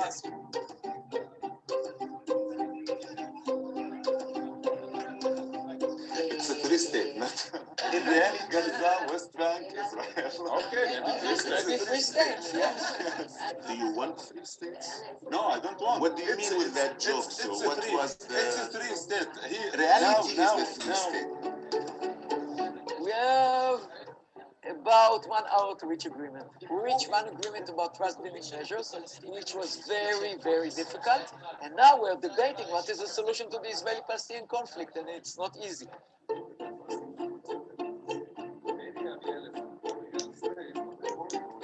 everyone is going to leave Jerusalem, and perhaps if you will have time and to continue to go to Jerusalem. Jerusalem is the micro solution. Let's agree to disagree and talk about it later. Everyone agree to the two-state solution? Yes. Yes. So we reach an agreement.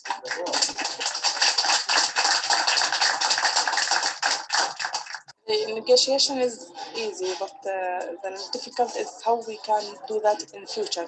Both sides know it's kind of a game, so you're not really taking the responsibility of implementing the treaty that is agreed. I believe it's important. It's important also for the youth to express themselves, to say ideas without being afraid. This is, for example, the UN Security Council. I like very much what we did today, but it just reminds me how much work we still need to do.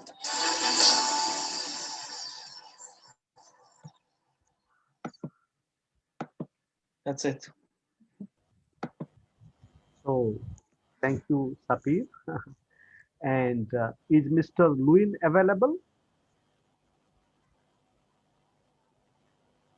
Okay, if not, dear friends, so we have been together and we are grateful to Dr. Sapir for being with us and helping us to walk with head, heart, and feet in the very difficult terrain.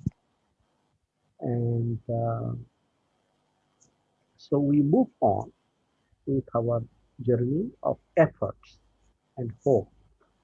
And next week, we also have a very dear friend from Palestine, Dr. Majid, who will be with us.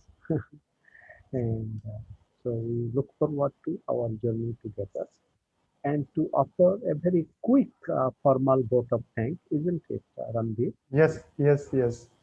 Dr. Tiwari will be. So now I would like to invite Dr. Devendra Kumar Tiwari to kindly give his vote of thanks. Sir, over to you. Thank you. Am I audible? Okay. So namaste, all of you. As I have been introduced by the convener, Mr. Randhir sir. I'm Tiwari, and it's my honor and privilege to extend a vote of thanks on this August moment. I would like to thank the convener, Mr. Randhir Gautam, who is also head of School of Humanities and Social Sciences, Raffles University. I would like to extend my thanks to Professor Anant Kumar Giri sir. He is a professor at Madras Institute of Development Studies and the moderator of today's session.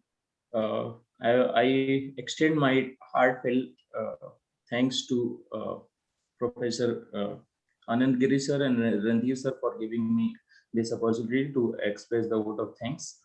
Now, on behalf of School of Humanities and Social Sciences, Raffles University, Neemrana, Rajasthan, India, and Raise Global Foundation, USA, Vishwaneedam Center for Asian Blossoming, I would like to thank our chief guest and speaker of today's talk, Professor Sapir Handelman, Chairman of Board Director at Mind and Peace, and co-founder of Negoflict, who graced us with his benign presence and his deep insight on the topic peace-making, revolution, and moving ahead towards the peace and reconciliation between Israel and Palestine.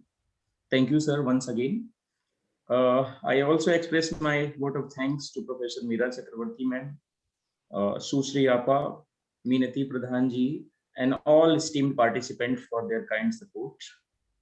Now, I would like to express my deep, heartfelt gratitude to our patron, revered Dr. Justice Meenavi Gombar, for being the source of inspiration and motivation for organizing such kind of activities. I must extend my vote of thanks to Deepika Dave, the CEO of Raise Global Foundation, USA, for being the source of motivation and inspiration. I would like to express my vote of thanks to Anand Giri sir, Honorary Trustee of Vishwaneedam Center for Asian Blossoming, Puducherry, Chennai. And in the order of expressing my thanks, definitely I would like to express my vote of thanks to Professor Diwakar Kohli, Honorable Vice Chancellor of Raffles University. Last but not the least, I would like to say thanks to convener of this event, Mr. Randhir Gautam, and moderator, Professor Kumar Giri sir, for initiation and execution of such a wonderful dialogue. Finally, thanks a lot once again to everybody, and I wish you all a very happy time. Thank you. Namaste. Goodbye. Thank you. Welcome. And dear Sapir, again, Toda Roba, and we welcome you to be with us, and we look forward to having you soon on. Thank you very much. Thank you. Thank you. Bye-bye. Thank you very much. Thank you. And I would just conclude. I was remembering this line, we shall overcome. Yes, we shall overcome. And our dear friend Sapir, Martin Luther King. So for a moment, let us all of us sing this together. Sapir, join. We shall overcome. We shall overcome. We shall overcome.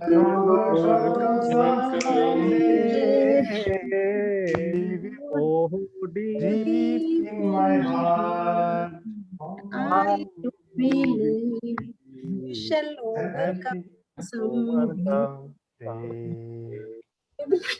We are not alone. We are not alone. We are not alone today.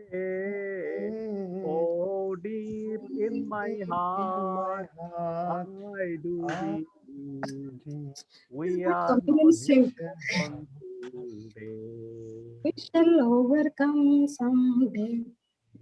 We are not afraid. We are not afraid. We are not afraid. We are not afraid. Oh, deep in my heart, I do believe we shall overcome someday. And finally, we shall live in peace. We shall live in peace. We shall live in peace someday.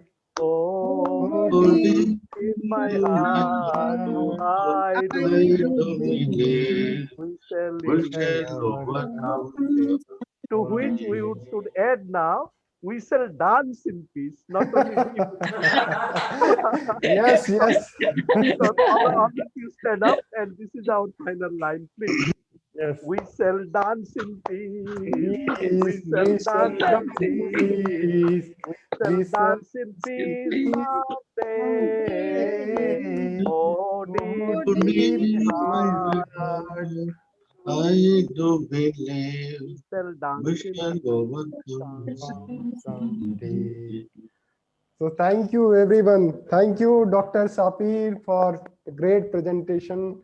Professor Ananta, and all the distinguished Thank you, Anandji, and thank you, Dr. Professor Sapir, and everybody. Thank you.